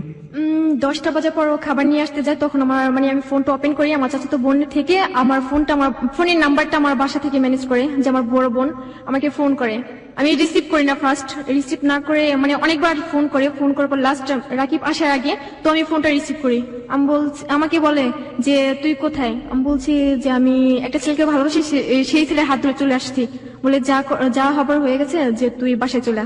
আমি বলছি আমি তো বাসায় যাওয়ার জন্য ওর সাথে বের হয়ে আসিনি, আমি বাসায় কেন যাব? বলে এখনো মানে এলাকায় কেউ জানে না যে তুই চলে গেছিস, সবাই জানে যে আন্টির বাসায় তুই, মানে বেশিরভাগই আমার আন্টির কাছেই ছিলাম আমি ছোটবেলা থেকে। তো আমার বোন তো বারবার বলে বাবা মার মান সম্মান নষ্ট হবে, তার আগে তুই বাসায় চলে আয়। আমি বলছি না, আমি যাবো না, আমি রাকিবকে ছেড়ে কোথায় যাবো, আর আমাকে আর ফোন করবে না, মানে এরকম আমার বোনকে উল্টা বকাঝকা করতাম। আমার বোন আমার বলে তোকে আমি ছোটবেলা থেকে এত বড় করছি, কখনো কষ্ট জিনিসটা কি আমি তোকে অনুভব করতে দেইনি, আর তুই আমাকে এত বড় কষ্ট দিতে পারলি। আমি বলছি সরি, আমার ভুল হয়ে গেছে, তুমি আমাকে ক্ষমা করে দিও, মানে এরকম ভাবে আমার বোনকে বলি। আমার আব্বু তো আমাকে এতটা ভালোবাসতো, এতটা, আমি জানি না যে আর বাবা মা কেমন হয়। আমার মানে আব্বু আম্মু ছিল অন্যরকম। আমার আব্বু তো আমাকে এক নজর না দেখতে পেলে মানে কি বলবো, আর পাগল হয়ে যেত। আমি স্কুলে থেকে আমি বাসায় যেতাম, আমার দেরি হলে আমার আম্মু তো পথের দিকে তাকিয়ে থাকবে কখন আমি আসবো, নয়তো বা আমার স্কুলের গেটের সামনে যাবে এরকম। সেদিন আমি মানে সারাদিন যাইনি, আব্বু আমাকে দেখে নাই। তো আমার আব্বু তখন অজ্ঞান হয়ে যায় যখন কি শুনে যে আমি এরকম ভাবে চলে আসছি। শোনার পর আমার বোন আমাকে বলে যে তুই কি চাস যে আব্বু মারা যাক? বা আমি তখন বলছি না, আমি চাই না যে আব্বু মারা যাক বা কষ্ট পাক। বলে তুই আর কি কষ্ট দিবি, তুই তো সমাজে মুখ রাখলি না। আমি বলছি তুই আর আমাকে আর ফোন করিস না, মানে বিরক্ত হয়ে এরকম মানে কথাগুলো বলছি। আমি ফোনটা কেটে দিয়ে ফোনটা বন্ধ করে রাখি। তাই কিছুক্ষণ পর রাকিব চলে আসে, তখন আমি কান্না করি। পর আমার চোখে পানি দেখে বলে যে তুমি কান্না করছো? তো আমি বলছি না, আমি কান্না করবো কেন? বলে না তুমি কান্না করছো। আমি বলছি না, চোখে পোকা গেছে, এরকম ভাবে বোঝায়। বোঝানোর পর রাকিব দরজাটা লাগিয়ে দিয়ে তো আমাকে জড়িয়ে ধরে ও কান্না করে, মানে এত কান্না করে ও আমাকে বলে যে দেখো আমি আমার বাসা ছেড়ে চলে আসছি, তুমি আমার ছেড়ে কখনো চলে যাবে না, এরকম ভাবে বলতো। বলার পর আমি বলছি আচ্ছা তোমাকে ছেড়ে যদি আমি চলে যাই তাহলে কেন তোমার সাথে আমি চলে আসবো? আমি তো ইচ্ছে করলে অন্য কাউকে বিয়ে করতে পারতাম, যেহেতু আমার বিয়ে ঠিক হয়ে গেছে। এরকম ভাবে বলার পর বলছে আচ্ছা ঠিক আছে, আমার আম্মুকে আমি অনেকটা মিস করছি। এই কথা বলার সাথে সাথে উনি ওর ভাইয়া ফোন করে, ছোট ভাইয়া। তো ফোন করার পর বলছে ভাইয়া তুমি কোথায়? তো বলছে যে আজ থেকে আম্মুকে বলবি যে আমরা যে 4 ভাই বোন ছিলাম তার একটা সন্তান নেই, যে একটা সন্তান মারা গেছে, আম্মুকে বলে দিস। বলে ভাইয়া তুমি কোথায়? বলে আমি জামাইকে নিয়ে চলে আসছি। বলে জামাইকে নিয়ে চলে আসছো, ভালো কথা, তুমি বিয়ে করছো, ভালো কথা, আম্মুকে আমি বলবো যে তোমরা বাসায় চলে আসবা। বলে না আমি কখনো বাসায় যাব না। একথা বলে ফোনটা কেটে দিয়ে ফোনটা অফ করে রাখি। তারপর মানে খাবারের জন্য পাশের রুম থেকে প্লেট নিয়ে আসা, যে আমাকে বলে যে তুমি আমাকে খাইয়ে দেবে। তখন আমি না করতেও পারি না, কিছু বলতে পারি না, যে আমাকে ছোটবেলা থেকে এত বড় করছে, আমি কখনো কাউকে করে নিজেই খাইনি, আর ওকে আমি খাইয়ে দেবো। কিছু না বলে ওর মুখে মানে 2 থেকে 3 বার দিই। তো ওগুলো রেখে দিয়ে আমি মানে ঘুমাতে যাই। আমি শুয়ে থাকি, মানে ও আমার থেকে অনেকটা দূরে শুয়ে থাকে। তখন আমি ভাবতে লাগি যে আমি কখনো কোনো ছেলেদের সাথে থাকিনি, আজকে অপরিচিত, অজানা, অচেনা তাকে আজকে ফার্স্টে দেখি আবার বিয়ে করে তার সাথে আমি থাকবো, মানে এরকম অবাক করার মতো, মানে নিজের কাছে অন্যরকম একটা আপনি কথা। কখনো তাকে জিজ্ঞেস করেননি যে তুমি তো সরাসরি আমাকে তোমার বাড়িতে নিয়ে তুলতেই পারো? তার মা তো জানতোই যে আপনাকে সে ভালোবাসে, তাই না? হ্যাঁ, তো আপনারা ওর বাড়ি থেকে ওঠেননি কেন? আসলে ও আমাকে বলছে যে ওর আব্বুর ফ্রেন্ডের মেয়ের সাথে নাকি ওর বিয়ে ঠিক, মানে এরকম ভাবে কিছু বলছে, এই কারণে মানে বাসায় যেতে পারে নাই। আর ওর আম্মু কখনো ভাবতে পারে না যে এরকম ভাবে আমি চলে যাব। ওকে, তো সেই জায়গা থেকে একটা সমস্যা ছিল। হ্যাঁ, ও ওর আপনাকে একটা বলেছিল সমস্যা যে ছিল। পরবর্তীতে বুঝিয়ে তারপরে বাড়িতে তুলবে, হ্যাঁ, এরকম হ্যাঁ। কি? ওকে, তো এরকম করার পর রাত প্রায় 2 থেকে 3টা বাজে, মানে হাসাহাসি করার পর মানে সকাল হয় কোথায় আমরা নিজেও জানি না, মানে দুপুর 3টার সময় আমি ঘুম থেকে উঠি, মানে ও ঘুম থেকে উঠে, আমরা ভাবছি তখন রাত 3টা বাজে। আমাকে বলছি দেখো তো কয়টা বাজে, তো ও বলছে যে 3টা বাজে, দুপুর 3টা বাজে। তো পাশের রুম থেকে আমাদের ডাকাডাকি শুরু করছে যে আপু আপনারা নতুন বিয়ে করছেন, আপনারা ঘুম থেকে উঠবেন না, এরকম ভাবে অনেক বিরক্ত করে। তো আমি দরজাটা খুলে দেই, খুলে দেওয়ার পর মানে রাকিব খাবারের জন্য যায় যে এত বেলা হয়ে গেছে না খেয়ে থাকবো নাকি, তো ও খাবার নিয়ে আসে। আমি তো ওকে দেখে লজ্জা পাই, মানে ওর সামনে যেতে আমার লজ্জা লাগে, ও তো শুধু হাসে। মানে আমি গোসল করতে আমার বোন আমার জামাগুলো চেঞ্জ করতো, এখন আমাকে কি করে দেবে? আমি ওকে বলছি যে আমার জামা চেঞ্জ করে দেবে কে, তো বলছে কি আমি দেবো। ও আমাকে জামা চেঞ্জ করে দেবে, ও আমাকে দেখবে, মানে এরকম কোনো কিছু অনুভব করতাম, মানে বড় বোনের যে স্নেহটা সেটা আপনি ওর কাছ থেকে পাওয়ার জন্য ইয়ে করতাম। বা কনফিউশনে ছিলেন যে আদৌ সে আমাকে এই স্নেহগুলো দিবে কিনা। হ্যাঁ। হ্যাঁ, তো আমি গোসল করে আসার পর অনেক কষ্ট করে আমি জামা পরতাম, যে এখানে মানে 2-1 মিনিটে মানুষের শেষ হয়, সেখানে আমার 5 থেকে 7 minute now you are facing the difficulties. আমি যেটা বলছিলাম যে মানে বাস্তব অভিজ্ঞতার দিকে মুখোমুখি হচ্ছে না একের পর এক, সেটাই। কারণ এই যে হাত তুলে সে কখনো খাবারটা খেত না, সে এখন তার হাজবেন্ডকে হাতে তুলে খাওয়াচ্ছে, এটা তার কাছে দায়িত্ব মনে হয়েছে, এটা কিন্তু তার মধ্যে কিন্তু সেই কোনো রোমান্টিসিজম খুঁজে পায়নি। এবং একই সাথে এই যে পরিধেয় বস্ত্র পরিধান করা বা যেটাই বলি না কেন, এই জিনিসগুলো তাকে বাড়ির অন্য কোনো মেম্বার করে দিত। যখন সে নিজে থেকে করছে তখন ধীরে ধীরে সে বাস্তবের কাছাকাছি যাচ্ছে, এবং এগুলো যে খুব বেশি সুখকর অভিজ্ঞতা না, it's one kind of bitter experience. আমার মনে হয় যে এই ফিলটা সে কিছুটা হলো পাওয়া শুরু করেছে। সেটাই হয়, আমরা একটা কথা সবসময় শুনে থাকি যে ভালোবাসা ততক্ষণ পর্যন্তই ভালোবাসা, যখন সেটা খুব বাস্তবের মুখোমুখি হয় তখন লাগে সেটা জানালা দিয়ে পালিয়ে যায়। দেখা যাক ওদের ক্ষেত্রে কি হয়েছে শেষ পর্যন্ত। হ্যাঁ, তারপর আমি ওকে সবকিছু বলছি যে দেখো আমার আব্বু আম্মু আমাকে এরকম ভাবে বড় করছে, সেই রকম ভাবে তোমার বড় ইয়া করতে হবে। ও বলছে আচ্ছা ঠিক আছে, তোমাকে আমি কখনো কোনো কিছুর কষ্ট আমি বুঝতে দেবো না, যে তোমার আব্বু আম্মু নেই বা তোমার বোন তোমার পাশে নেই, আমি কোনো কিছু বুঝতে দেবো না। এরকম ভাবে কিছুদিন কাটে। 25 তারিখে, যেটা নভেম্বরের, সেদিন মানে আমি বাসা থেকে 2টা ড্রেস নিয়ে যাই, যেটা পরাছিলাম আর একটা। তো ওকে আমি বলছি আমার নতুন জামা কিনে দিতে হবে, বলছে আচ্ছা ঠিক আছে কাল কিনে দেবো। সেদিন আমি ওর সাথে সকালবেলা থেকে ঝগড়া করি। সবসময় জানতাম বিয়ে মানে তো মানে নতুন জামা পরা বা ঘুরতে যাওয়া, এরকম কোনো কিছু মনে করতাম। তো সেদিন আমি মানে ও শুধু হাসতো, আমি ওর সাথে আরো ঝগড়া করতাম যে তুমি হাসো, আমার অনেক খারাপ লাগে তুমি হাসো, আমাকে নতুন জামা কিনে দিতে হবে। বলছে আচ্ছা ঠিক আছে নতুন জামা কিনে দেবো। মানে 25 তারিখে সকালবেলা 7টার দিকে আমরা বের হয়ে আসি। এত সকালবেলা তো কোনো দোকানপাট বা কোনো মার্কেটে খোলে না, জামা কাপড় না কিনে দিয়ে চিড়িয়াখানায় নিয়ে যায়। সেখানে গিয়ে তো কিছুক্ষণ থাকার সেখানে পর- গিয়ে দেখা যাবে যে কি সুন্দর জামা কাপড় ছাড়া জীবজন্তু বসবাস করছে, ওরা থাকছে, তো আমরা কেন থাকতে পারবো না? ওকে, তারপর সেখান থেকে আমি বলছি তুমি আমাকে এখানে নিয়ে আসলে কেন? বলে দোকানপাটটা এখনো খুলে নেই, তোমাকে কি কিনে দেবো? তো আমি বলছি এখান থেকে চলে যাও। আমি ওর সাথে কথা বলি না যে আমাকে নতুন জামা কিনে দেওয়ার কথা বলে বাসা থেকে বের করে নিয়ে আসছে, এখন আমাকে নতুন জামা কেন কিনে দেবে না? তো বাসায় আসার পর ওর সাথে আমি আর কথা বলি না যে আমাকে নতুন জামা কিনে দেবে। আমার নিজের গায়ের মানে যে জামাটা ছিল সেই জামাটা আমি ছিঁড়ে ফেলি যে নতুন জামা পাওয়ার জন্য। তো ও বলে যে তুমি কি পাগল হয়ে গেছো, 2টা দিন ওয়েট করো যে তোমাকে কিনে দেবো। আমি বলছি আজকে কিনে দেওয়ার কথা বলছি, তুমি আজকে কিনে দাও না, আবার কবে কিনে দেবে? তো ও আমার দিকে অনেক রাগান্তি ভাবে তাকাই থাকে। আমি তো আরো ভয় পাই, মানে ওকে দেখে ভয় পেতাম, আবার সাহসও ছিল অন্যরকম। যতটা আমাকে শাসন করবে ততটা যেন আদর করবে, মানে এরকম ভাবে ভাবতাম। ওকে, তো ওর একটা ফ্রেন্ড মানে যে রাজীব, সে আমাকে ফোন করে, আসলে ও বিশ্বাস করে না যে আমরা বিয়ে করব। তো আমি রাকিবের ফোন দিয়ে ওকে ফোন করি, আমি বলছি ভাইয়া এখন তো বিশ্বাস করবেন যে আমি ওকে বিয়ে করছি?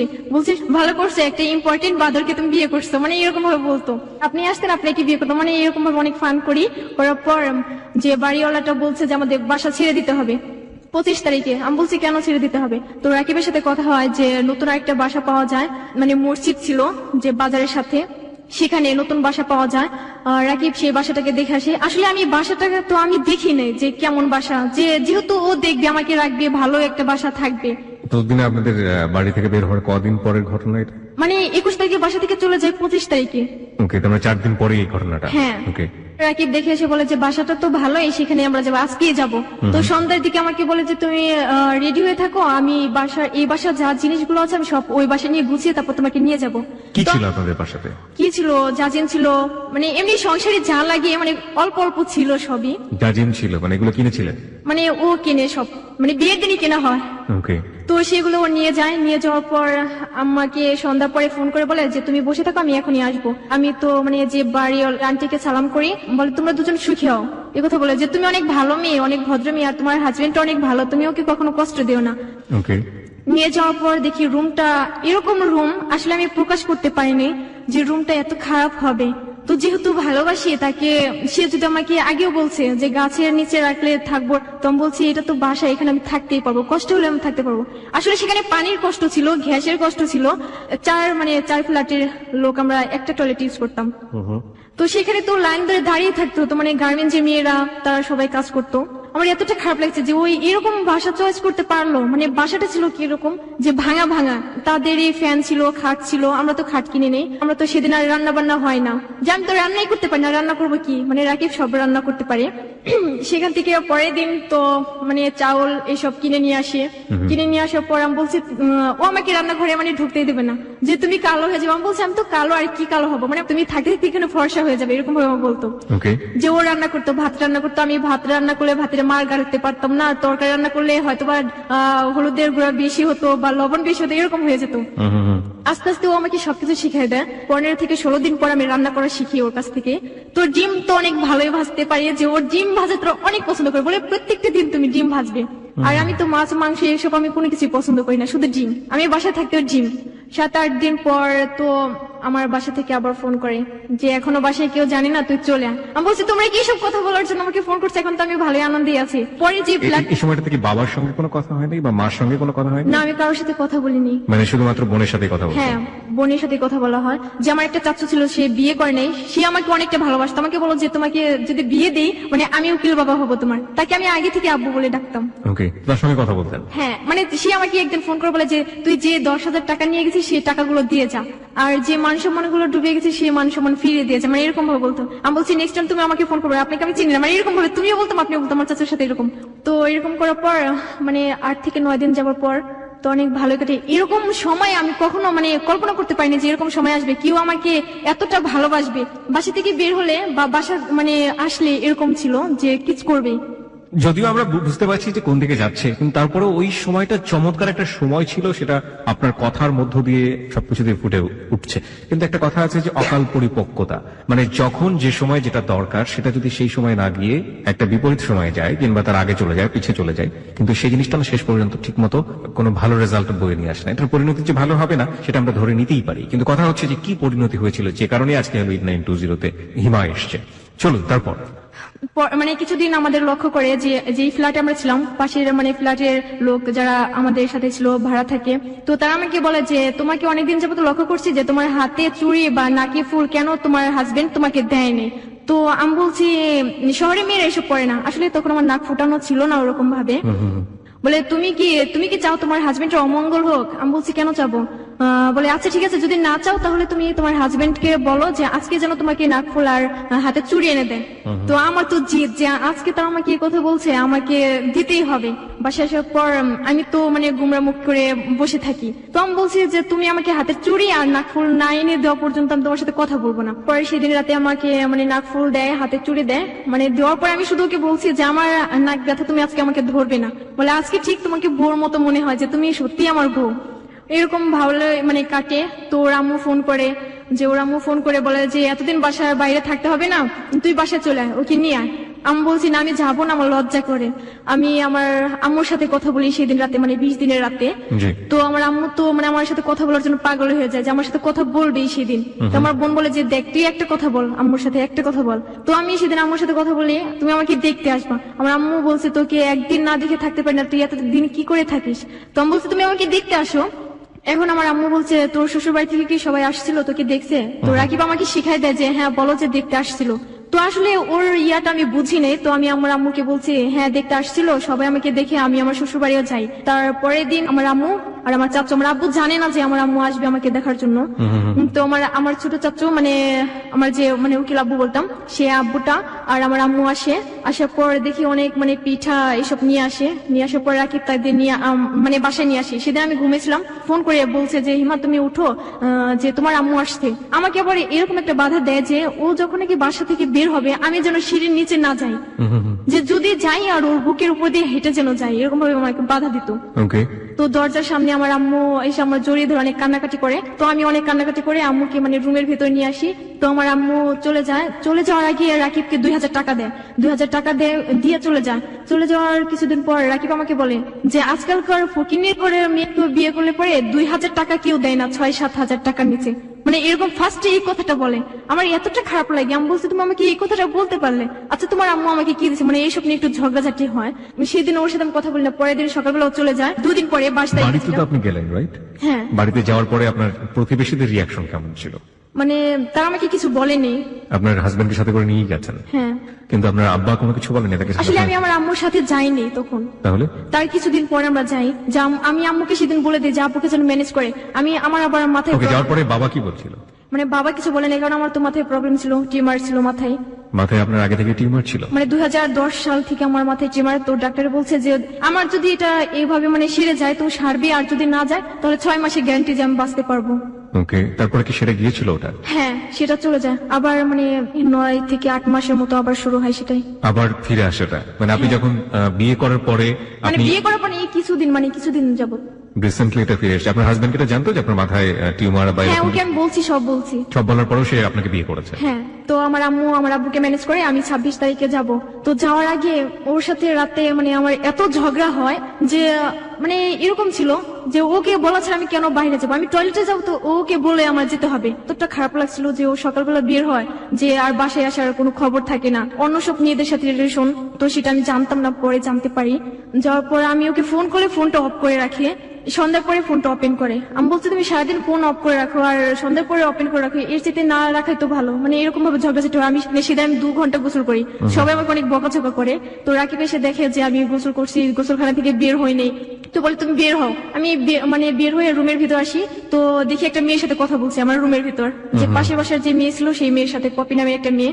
তো তার সাথে মেয়েটা আপনার রুমে চলে এসেছে? হ্যাঁ। ওকে। সেই মেয়েটা চলে আসছে, আসার পর আমার মানে কি বলবো, রাকিবের মানে গায়ে হাত দিয়ে কথা বলে, আর তুমি করে কথা বলে। আমার তো আরো বিরক্ত করা লাগে যে আমার হাজবেন্ডের সাথে ও তুমি করে কথা বলবে কেন? আমি তো জেদ, আমি সবসময় নাক ফুলিয়ে রাখি যখন আমার জেদ হয়। মেয়েটা আমাকে বলতেছে তুমি যখন ফার্স্টে আসছো তখন তুমি অনেক কালো ছিলে, এখন অনেক সুন্দর হয়ে গেছো, হ্যান ত্যান, মানে এই ধরনের অনেক কথাই বলে। তো রাকিব শুধু একটা কথা বলছে, এখন ওকে কিছু বলবেন না যে ও অনেকে রাগ করে আছে যে সারাদিন বাসায় ছিলাম না। তো মেয়েটার সাথে সাথে বলে উঠলো যে রাকিব তুমি কি কালকে ফ্রি আছো? যদি ফ্রি থাকো তাহলে তোমাকে নিয়ে একটু শপিং এ যাবো। আমার তো আরো খারাপ লাগে যে আমার হাজবেন্ডকে নিয়ে ও কেন শপিং এ যাবে।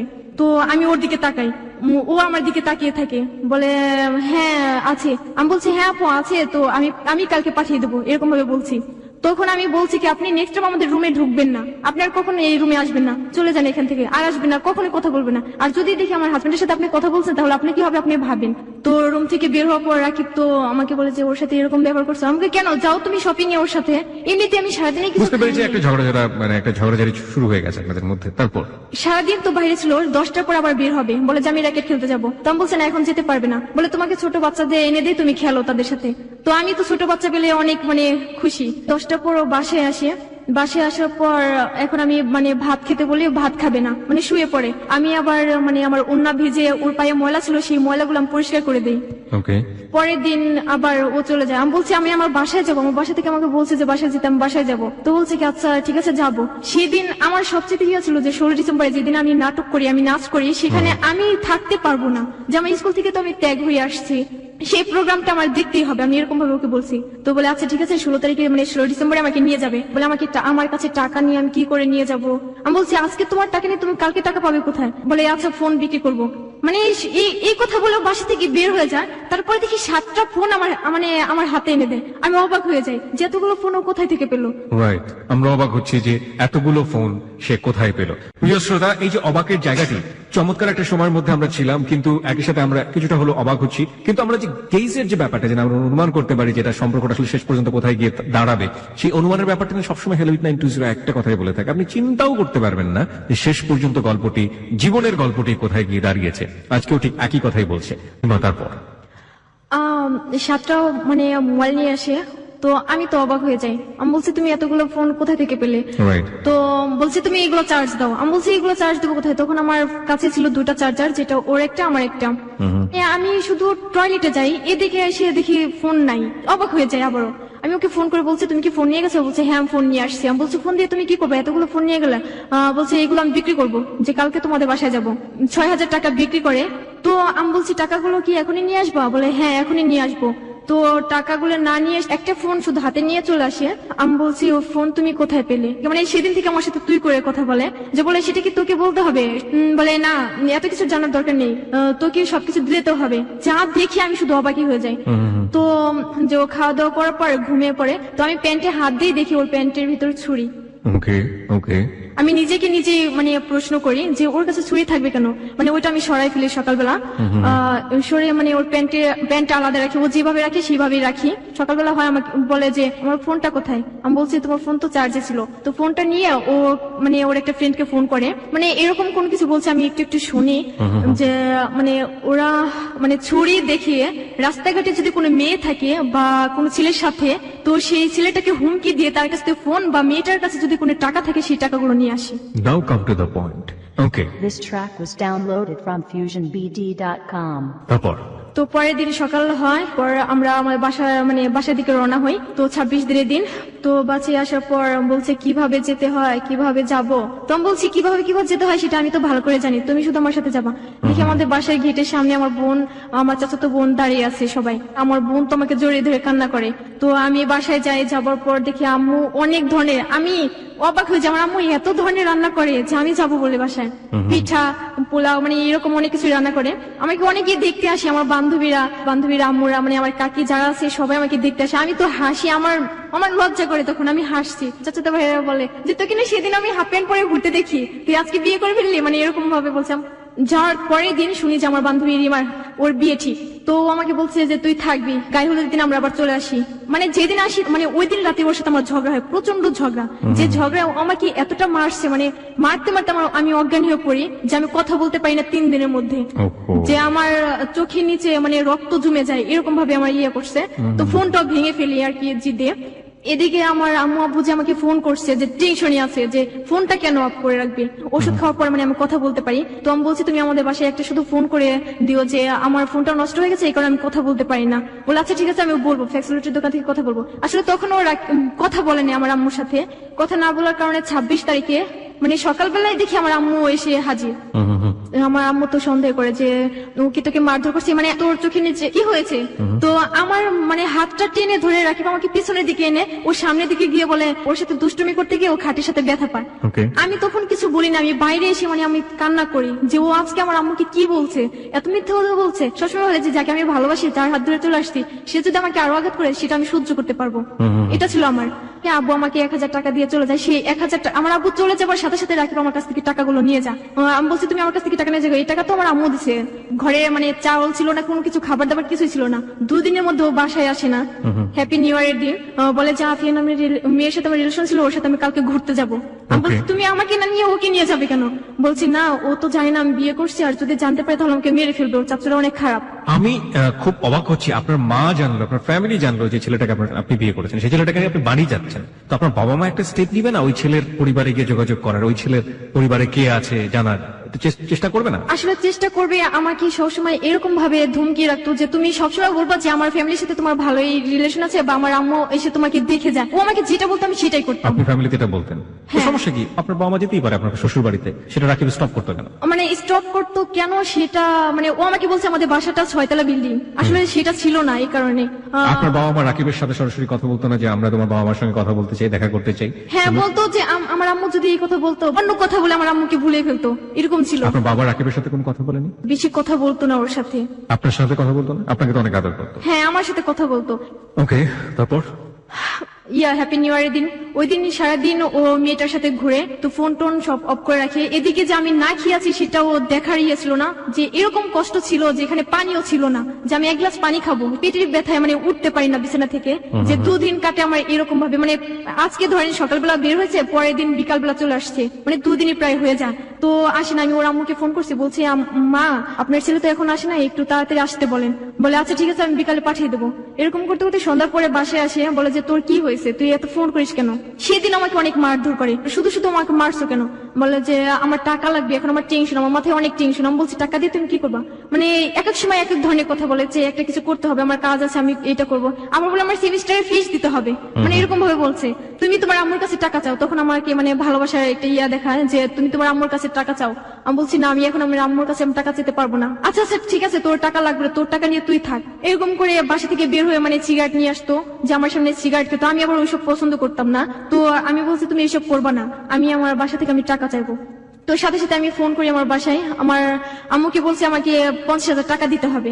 তো আম্মু তো বলে যে তোর আব্বু কি শুনবে? তখন আমি বলছি আমার মাথায় আবার টিউমার হয়েছে, ওর কারণে আমি মিথ্যা কথা বলি আমার আব্বু আম্মুর কাছে। আর রাকিব আমার আম্মুকে বলছে তখন আমি সেমিস্টার ফিস দেবো, আমার এই পরীক্ষাটা শেষ হলে পরে তারপর আমি যে কোনো একটা জব করবো, এরকম ভাবে বলতো। আম্মু বলে আচ্ছা ঠিক আছে, কালকে সকালবেলায় চলে আসো। যেদিন যাবো সেদিন থেকে রাকিব আমাকে বলে যে তোমার আব্বুকে বলো তুমি টাকা দিতে বলো, যদি তুমি আমার সুখ চাও তাহলে আমাকে টাকা দাও, এরকম ভাবে বলি। কাকি এসে আমাকে বলে যে আমার আব্বুকে বলছে ভাইয়া আপনি এই কাজটা কখনো ভুলে করবেন না, যে আপনি ছেলেটাকে চেনেন না, অচেনা অচেনা হয়তো বা এখনো ভালোবাসা দেখাচ্ছে, হিমাকে ভালোবাসে, পরে যদি এরকম না হয়, যদি ছেলেটা চলে যায় তখন কি হবে? আম্মু তো আমার কান্নাটা সহ্য করতে পারে না, আমার আম্মু তো আমার আব্বুকে ম্যানেজ করে ফেলছে যে টাকা দিতেই হবে। যে এরকম আমরা 5 থেকে 7 দিন থাকি, থাকার পর আমার আব্বু টাকা দেয় 20,000 টাকা। মানে যেদিন টাকা দেয় সেদিন আবার আমাদের বাসা আবার অনুষ্ঠান ছিল, আমার ফুপ্পিরা সবাই আসে। আমার চেহারাটা দেখেও সবাই অবাক হয়ে যায় যে আমি এতটা স্বাস্থ্য মানে ছিলাম আর এখন কি হ্যাংলা হয়ে গেছে, সবাই এরকম ভাবে বলে। আমি মানে সবার সামনে যেতে লজ্জা করতাম। আমার তো আমার ভাইয়াদের সাথে খেলতে যায়, 4টা বাজে, তো সাথে সাথে রাকিব চলে আসে। আমার বলতেছে যে তুমি তোমার আব্বুর কাছে টাকা নিছো? আমি বলছি না, একটু পরে দেবে। বলছি একটু পরে কখন দেবে? তখন আমার মানে আমার পায়ে লাথি মারে। ওকে ওকে। সেই লাথি মারটা আমার বড় বোন দেখে, বড় বোন দেখে পরে ও মানে আমাকে ডাকে, বলে তুই এখানে। তো আমি যাই, আমাকে বলে তুই তোকে অনেক মারধর করে না? আমি বলছি না, এমনিতে এখন তোর রাগ হয়েছে এই কারণে। ও আমাকে একটা কথা বলছে, এই কারণে কথাটা শুনিনি। আমার বোন বলে যে না, তোকে মনে হয় অনেক অনেক অত্যাচার করে, এরকম বলছে। আমি বলছি ধ্যাত তোমরা কি বলো, রাকিব আমাকে অনেক ভালোবাসে, অনেক ভালোবাসে, তোমাদের থেকে বেশি ভালোবাসে, এরকম বলে আমি রুমের ভিতরে গিয়ে আবার কান্না করি যে আমি ওর কারণে কি মিথ্যা কথা বলছি, আমি আমার ফ্যামিলিকে মিথ্যা কথা বলছি, আমি মিথ্যা কথা বলা পছন্দ করতাম না, আর ওর কারণে আমার বলতে হয় আজকে।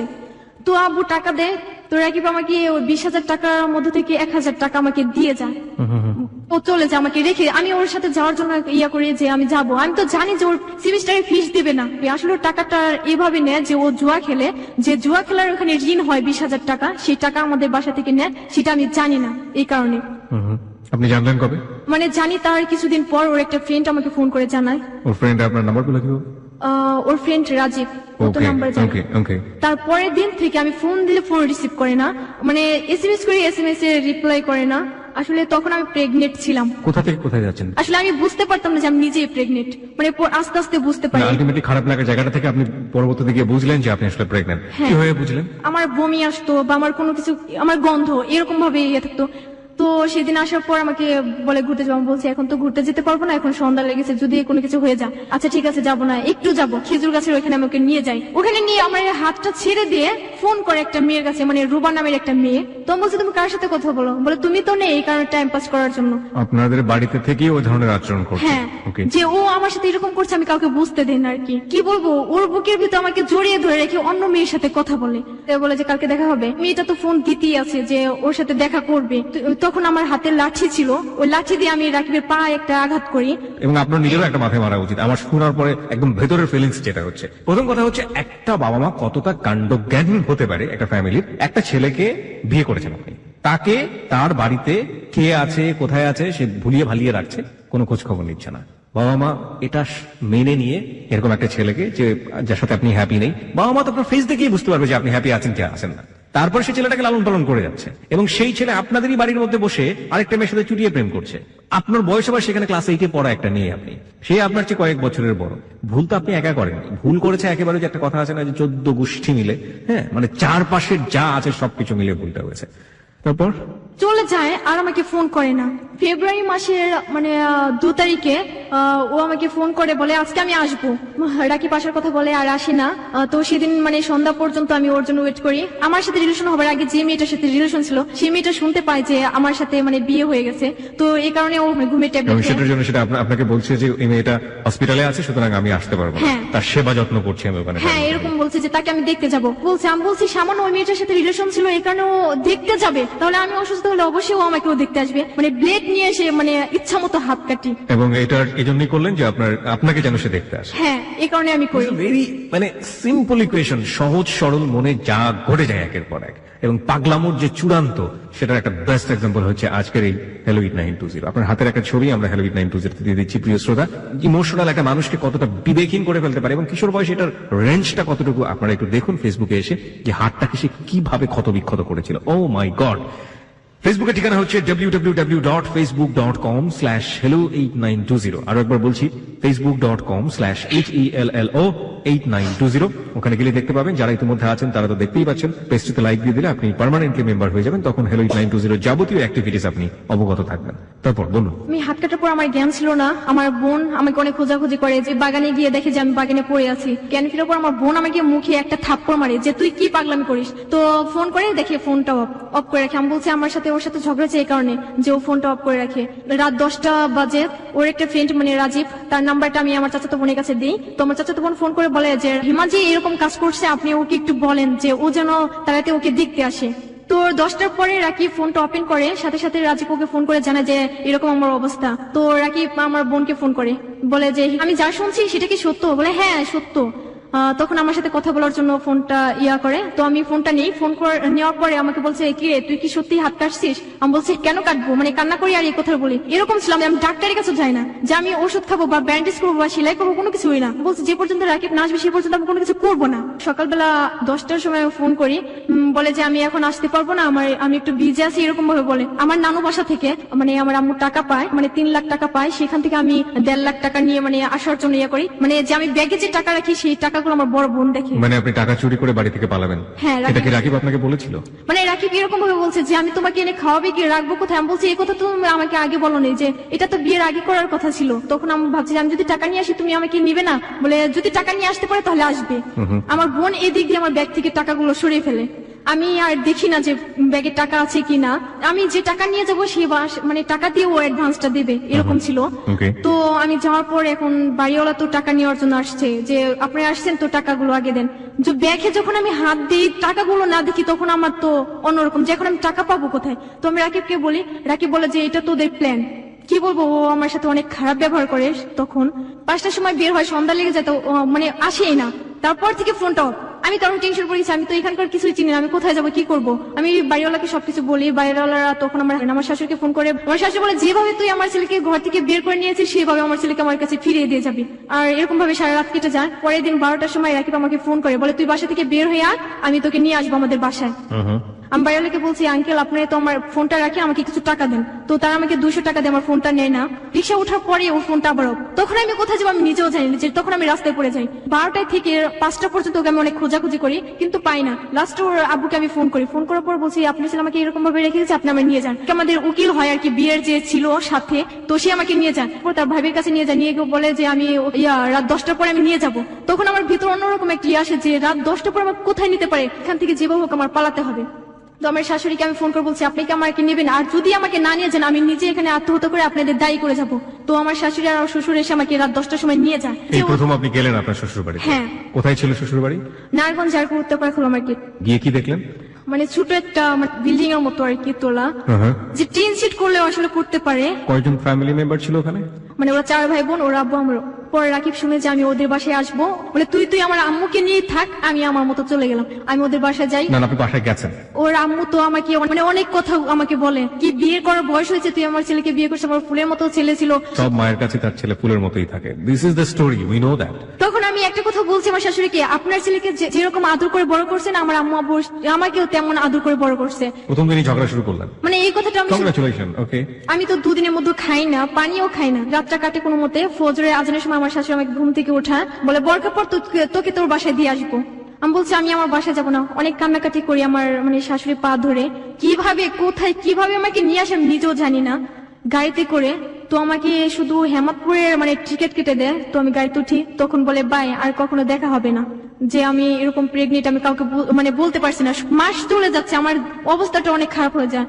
তো এলাকার মুরব্বীদের সাথে কথা বলি, কথা বলার পর যে বলে আচ্ছা ঠিক আছে তোমাকে নিয়ে আসবো। আমি আবার প্ল্যান করি যে বিয়ের পরে আমি চলে যাবো, আমার চাচাতো বোনের বিয়ে, মানে কথা বলবো কি, রাকিব আমাকে হুমকি দেয় যে তুই যদি আমার কাছে থাকতে চাস তাহলে তুই ওই বাচ্চাটাকে নষ্ট করবি। তো আমি বলছি কেন আমি বাচ্চাটাকে নষ্ট করবো, অনেক মানে কান্নাকাটি করি, বলে যে আচ্ছা ঠিক আছে তুই তোর বাচ্চা নিয়ে থাক, আমি আমার মতো থাকবো। আমার একটা ফ্রেন্ড ছিল, তাকে আমি সবকিছু বলি, তার সাথে আমি গিয়ে মানে বাচ্চাটাকে নষ্ট করে ফেলি। তো আমি শুয়ে থাকি। বাচ্চাটাকে আপনি নষ্ট করলেন, আপনার ফ্যামিলিতে জানলো না এটা? কেউ জানে না, আমার হাজবেন্ড মানে আসে না, এই কারণে আমি না খেয়ে থাকি বা এরকম কোনো কিছু বুঝতে পারি আর কি, Okay. যে আমি নষ্ট করি এটা জানে না। পিঙ্কির কথা যে আমি চলে যাওয়ার জন্য আমার ফোনটা আমি ইচ্ছে করে মানে নষ্ট করি, ফোন সারতে যেতে হবে, তো আমি আগে আসি, আমার চাচাতো বোন আসে। আসলে ওর যে গয়নাগুলো ছিল সব ছিল মানে রূপার, কিন্তু স্বর্ণর দিয়ে মানে ধোয়া ছিল, তো ওইগুলো নিয়ে আসে, আমি দেখি নাই যে ও কি নিয়ে আসছে। তো চেঞ্জি নিয়ে আমি চলে যাই গাবতলী পর্যন্ত, গাবতলী রাকিব এসে দাঁড়িয়ে আছে যে আমাকে নেওয়ার জন্য, যাত্রাবাড়ি, যে ওইখানে আমরা আবার নতুন করে বাসা ভাড়া নেওয়া হয়, সব টাকা মানে রাকিবই দিয়ে। মানে আপনার বোনটাও পালাচ্ছে আরেকজনের সাথে, তাই তো? হ্যাঁ এরকম। সেই গয়নাগুলো আমার চাচাতো বোন রাকিবের হাতে দেয়, হারটা যে ছিল একটু অংশ নিয়ে বালু দিয়ে মানে ঘষে নিয়ে আসে, বলে দেখো এগুলো সব নকল।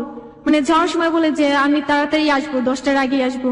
রাকিব যখন নাকি বের হয়ে যায় তখন আমার ভিতর থেকে কেমন যেন মনে হয় যে ওর ফিরে আসবে না, কখনোই ওর সাথে আমার দেখা হবে না। তার একটু পরে আমি ফোন করি, ফোনটা অফ। পরে আমি ওদের এলাকার যে বড় ভাই মানে ওদের বাসায় বিচার নিয়ে যায় যে আপনার ছেলে এরকম ভাবে একটা মেয়েকে বিয়ে করছে, আবার এরকম ভাবে রেখে আসছে, এখন মেয়েটার কি উপায়। তো আমার শাশুড়ি আমাকে ফোন করে বলে তুই যদি আমার ফোনে ফোন করিস কখনো তাহলে তোর খবর আছে, আমি এখন যে এই পুলিশ নিয়ে তোর এখানে আসবো, তোকে ধরিয়ে দেবো, তুই একটা খারাপ মেয়ে। আমি আর আমার চাচাতো বোন, এখন আমার তো সবকিছুর দায়িত্ব এখন হয়ে গেল আমার। ও আমাকে পা ধরে কান্না করে বলে যে তুই আমার মাথায় হাত রেখে শপথ করবি কখনো কারোর কাছে বলতে পারবি না যে আমার এসএসসি এর রেজাল্টটা অনেক খারাপ হয়, এই কারণে আমি মিথ্যা কথা বলে বাসা থেকে চলে আসি। বুঝলাম না, আমি বুঝলাম না, মানে এসএসসি রেজাল্ট খারাপ হলো, পাশ থেকে চলে আসলো, মানে কি কাহিনী? মানে ও বলছে মানে মিথ্যা কথা বলছে আমাকে যে রাজীবের সাথে আমি চলে যাব, আসলে এইসবের কিছুই না। তো আসার পর বিয়ের গহনাগুলো নিয়ে পালিয়ে আসছে। হ্যাঁ, সেখান থেকে আমার চাচাতো বোন ওর বাবাকে ফোন করে বলে যে হিমার হাজবেন্ড আমাকে জোর করে নিয়ে আসছে, যে মানে ওর যতগুলো আত্মীয় ছিল সবাই আসে আমাকে নেওয়ার জন্য, যে আমাকে নিয়ে থানায় দেবে বা করবে এরকম কোনো কিছু করার জন্য। এখন নিয়ে যাই গাড়ির ভিতরে, মানে মারতেই আছে, আমি যতই বলছি যে আমার কোনো দোষ নেই, আমি যত বলি তত ওরা আমাকে আঘাত করে, এত মারছে। আমি নিয়ে যাওয়ার পর আমাকে চেয়ারম্যান বাড়ি সরাসরি নিয়ে যায়, ওর আব্বু আমার উপর চাপ দিয়ে দেয় যে তোর হাজবেন্ড, তোর হাত আছে এইটার ভিতরে। মানে একদিনের সময় দেয় আমার আব্বুকে যে একদিনের মধ্যে হয়তোবা ওই স্বর্ণগুলো দিতে হবে, নয়তোবা 6 লাখ টাকা দিতে হবে। বাগান ছিল, যে বিচারের রায় দেয় যে ওই জমিটা দিয়ে দেবো ওকে, মানে আমাদের জোর জুলুম করে মানে ওই দলিল করে নিয়ে যায়। তো আমার উপরে এতটা অত্যাচার, সবাই আমাকে মারধর করতো, আমার চাচাতো ভাই ফুপিরা মানে যারা আছে। একটা যেটা বুঝলাম যে আপনার এই বোনটি আপনার হাত ধরে পালিয়েছিল, তার রেজাল্ট খারাপ হয়েছে সে কারণে। হ্যাঁ। এবং সে এতগুলো গহনা কোথা থেকে নিয়েছে? তার বাড়ি থেকে। এটা কি তার বিয়ের গহনা? তার বিয়ের গহনা না, তার বাড়িতে ছিল এই গহনাটা। আলটিমেটলি এই গহনা আপনার ভাষ্য মতে এটা গহনা ছিল না, কিন্তু তার বাড়ি থেকে লোকজন যেটা প্রিটেন্ড করেছে যে আপনি তাকে শেল্টার দিয়েছেন বা আপনি তাকে বাড়ি থেকে ভাগানোর জন্য সহায়তা করেছেন, এবং সেই জন্য আপনার উপর অত্যাচার শুরু হয়। এবং পরবর্তীতে এটাকে তারা দাবি করে এটা 6 লাখ টাকার গহনা ছিল, এবং এই 6 লাখ টাকার উসুল তারা আদায় করে আপনাদের কাছ থেকে জমি নিয়ে, তাই তো? ওকে, তারপর এরকম কিছুদিন পর আমার মামা আসে, বলে যে যে কোনো একটা করতে হবে, এটা মামলা করতে হবে। বলছি আমার রাকিবের কখনো আমি ক্ষতি হতে দেবো না, মানে রাকিবের এগেইনস্টে মামলা করবে। আমি আমার রাকিবের পাশেই আছি। এরকম যতবার বলতাম ততবার মারতো, আমার বোন আমাকে মারতে মারতে আমার মাথা ফাটিয়ে ফেলে। তো আমি আবার রিটার্ন আমাদের বাসায় চলে আসি। আসার পর তো আমাকে আমার ভাবিটা আমার হাতের চুড়ি নাকের ফুল মানে ফেলে দেয়, বলে তোর বিয়ে হয়নি, রশি দিয়ে বেঁধে গরম পানি আমার হাতে ঢালে। যে তারপর আমার মামা আমার আঙ্কেল সবাই আমাকে নিয়ে যায় থানায়, যে ওর নামে মামলা করবে। সেখানে জিটি করে আমি বাসায় আসি, আমি গলায় রশি দিই, মানে এরকম যে আমি মারাই যাবো। মানে রাস্তাঘাটে যাকে দেখতাম বলতাম যে আমার রাকিব আসবে, তোমার মানে একদম পাগলের মতো অবস্থা, যেটা পাগলই হয়ে গেছে, একেবারে পাগলে। মানে আমি এরকম ছিলাম যে আমার হাতে বা পায়ে কোনো ময়লা আমি মানে দেখতেই পেতাম না। যে ব্রিজের উপর দিয়ে আসতে হয় আমাদের বাসায়, সেই ব্রিজের ধারে যেয়ে দাঁড়িয়ে থাকতাম। তোমাকে এরকম ভাবে 3 মাস প্রায় এরকম ভাবে আমি কাটাই। তো ফকির বাড়ি বা ডাক্তার এইসব অনেক কিছুই দেখায়, তো সেই বাড়ি গিয়ে মনে করেন আমাকে সুস্থ করা হয়। মানে রাকিব আমার লাইফ থেকে চলে যাওয়ার পর খাটে বা বালিশে শোয়া জিনিসটা কি সেটা আমি এখনো চোখে দেখি না। রাকিব চলে গেল মানে কি? রাকিব রাকিব কোথায় গেল? সে যোগাযোগ করে না আপনার সঙ্গে? না, তাই আমার তো? সাথে যোগাযোগ করে না। এরকম আমার আম্মু বলে যে এখন তো ও সুস্থ হয়েছে, যে আবার মানে সেই মামলা আবার করা হবে। মামলা করা হবে রাকিবের হ্যাঁ। এগেইনস্টে। ওকে। তারপরে সে বাসা থেকে আমি মানে 1,75,000 টাকা নিয়ে আমি চলে যাই আমাদের বাসা থেকে। এই টাকাটা আসলো কোথা থেকে? আমার আম্মু এরকম আমার নানার বাসা থেকে টাকা নিয়ে আসছিল। ওই টাকাটাই আলটিমেটলি আপনি হ্যাঁ। 1,75,000 টাকা চুরি করে পালালেন রাকিবের বাড়ি যাওয়ার জন্য, হ্যাঁ। তাই তো? হিমা, যেখানটাতে আমরা ছিলাম, আপনি 1,75,000 টাকা বাড়ি থেকে চুরি করে নিয়ে আবার সেই রাকিবের কাছে ফিরে গেলেন কতদিন পরে? 3 মাস পর। 3 মাস পর। এবং এই 3 মাস তো বাড়িতে যা করেছেন এবং আপনার সাথে যা করা হয়েছে তা রীতিমতো অবর্ণনীয়। ফাইন, যাওয়ার পরে কি হলো? 1,75,000 টাকা নিয়ে আমি সরাসরি ওদের বাসায় যাই না, যে আমার বান্ধবীর বাসায় উঠি। সেখান থেকে আমি ওদের শুধু ম্যানেজ করে যে আমি আমার হাজবেন্ডের সাথে ঝগড়া করে আসছি, যে কিছুদিন থেকে আবার চলে যাব। আমি কাউকে বলি না যে বাসা থেকে টাকা নিয়ে আসছি। তো ওদের ওইখান থেকে আমি বলছি যে আমি একটু ঘুরতে যাবো, এই কথা বলে আমি রাকিবদের বাসায় যাই। তো বাসায় গিয়ে দেখি রাকিব নেই, মানে রাকিবকে সরিয়ে ফেলে, যে ওর নানু বাসায় পাঠিয়ে দেয়। তো বাসার সামনে গিয়ে আমি আমার শাশুড়িকে ফোন করিয়ে বলছি যে মা আমাকে নিয়ে যান। বলে তোকে আমি চিনি না, তুই কে? মানে এরকম ভাবে অনেক কিছু বলে। আমি বলছি আমি কে মানে? আপনার ছেলে আমাকে বিয়ে করছে, অনেক ধরনের কথা বলে। সে আমাকে চিনে না। তো রাত 1টা পর্যন্ত আমাদের বাসার বাইরে আমাকে দাঁড় করে রাখে। মানে আমি চিৎকার করে কান্না করি, এত চিৎকার করে কান্না করি যে এলাকার অনেক লোকই মানে জড়ো হয়। তো আমি পানি চাই একটা লোকের কাছে, সেই লোকটা আমাকে কি করে পানির সাথে কেরোসিন তেল মিশিয়ে আমাকে পানিটা দেয়। খাওয়ার পরে আমি বুঝতে পারি যে এটা আসলে কেরোসিন তেল মিশানো ছিল। তো আমি বলছি আপনি আমার সাথে এরকম ব্যবহার করতে পারেন? সেই লোকটা সেখান থেকে চলে যায়। আমি কান্নাকাটি করে, মানে পাশে পাশে একটা মহিলা এসে আমাকে বলে যে দেখো আপু, তুমি এখান থেকে না এসে আমাদের বাসায় চলে এসো, রাতটা কেটে তুমি চলে যাও। পর আমি সেই বাসায় রাত কাটে কোনো মতে।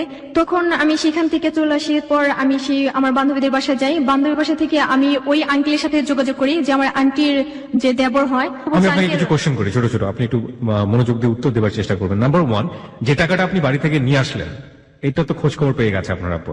হ্যাঁ। তারপর আপনার সঙ্গে ফোনে যোগাযোগ করেনি তারা? হ্যাঁ, ফোনে যোগাযোগ করছে। আমি বলছি যে আমি রাকিবের কাছে চলে আসছি, মানে এখনো তারা জানে আমি রাকিবের কাছে। আচ্ছা, তো এই টাকাটা নিয়ে আপনি কি করলেন?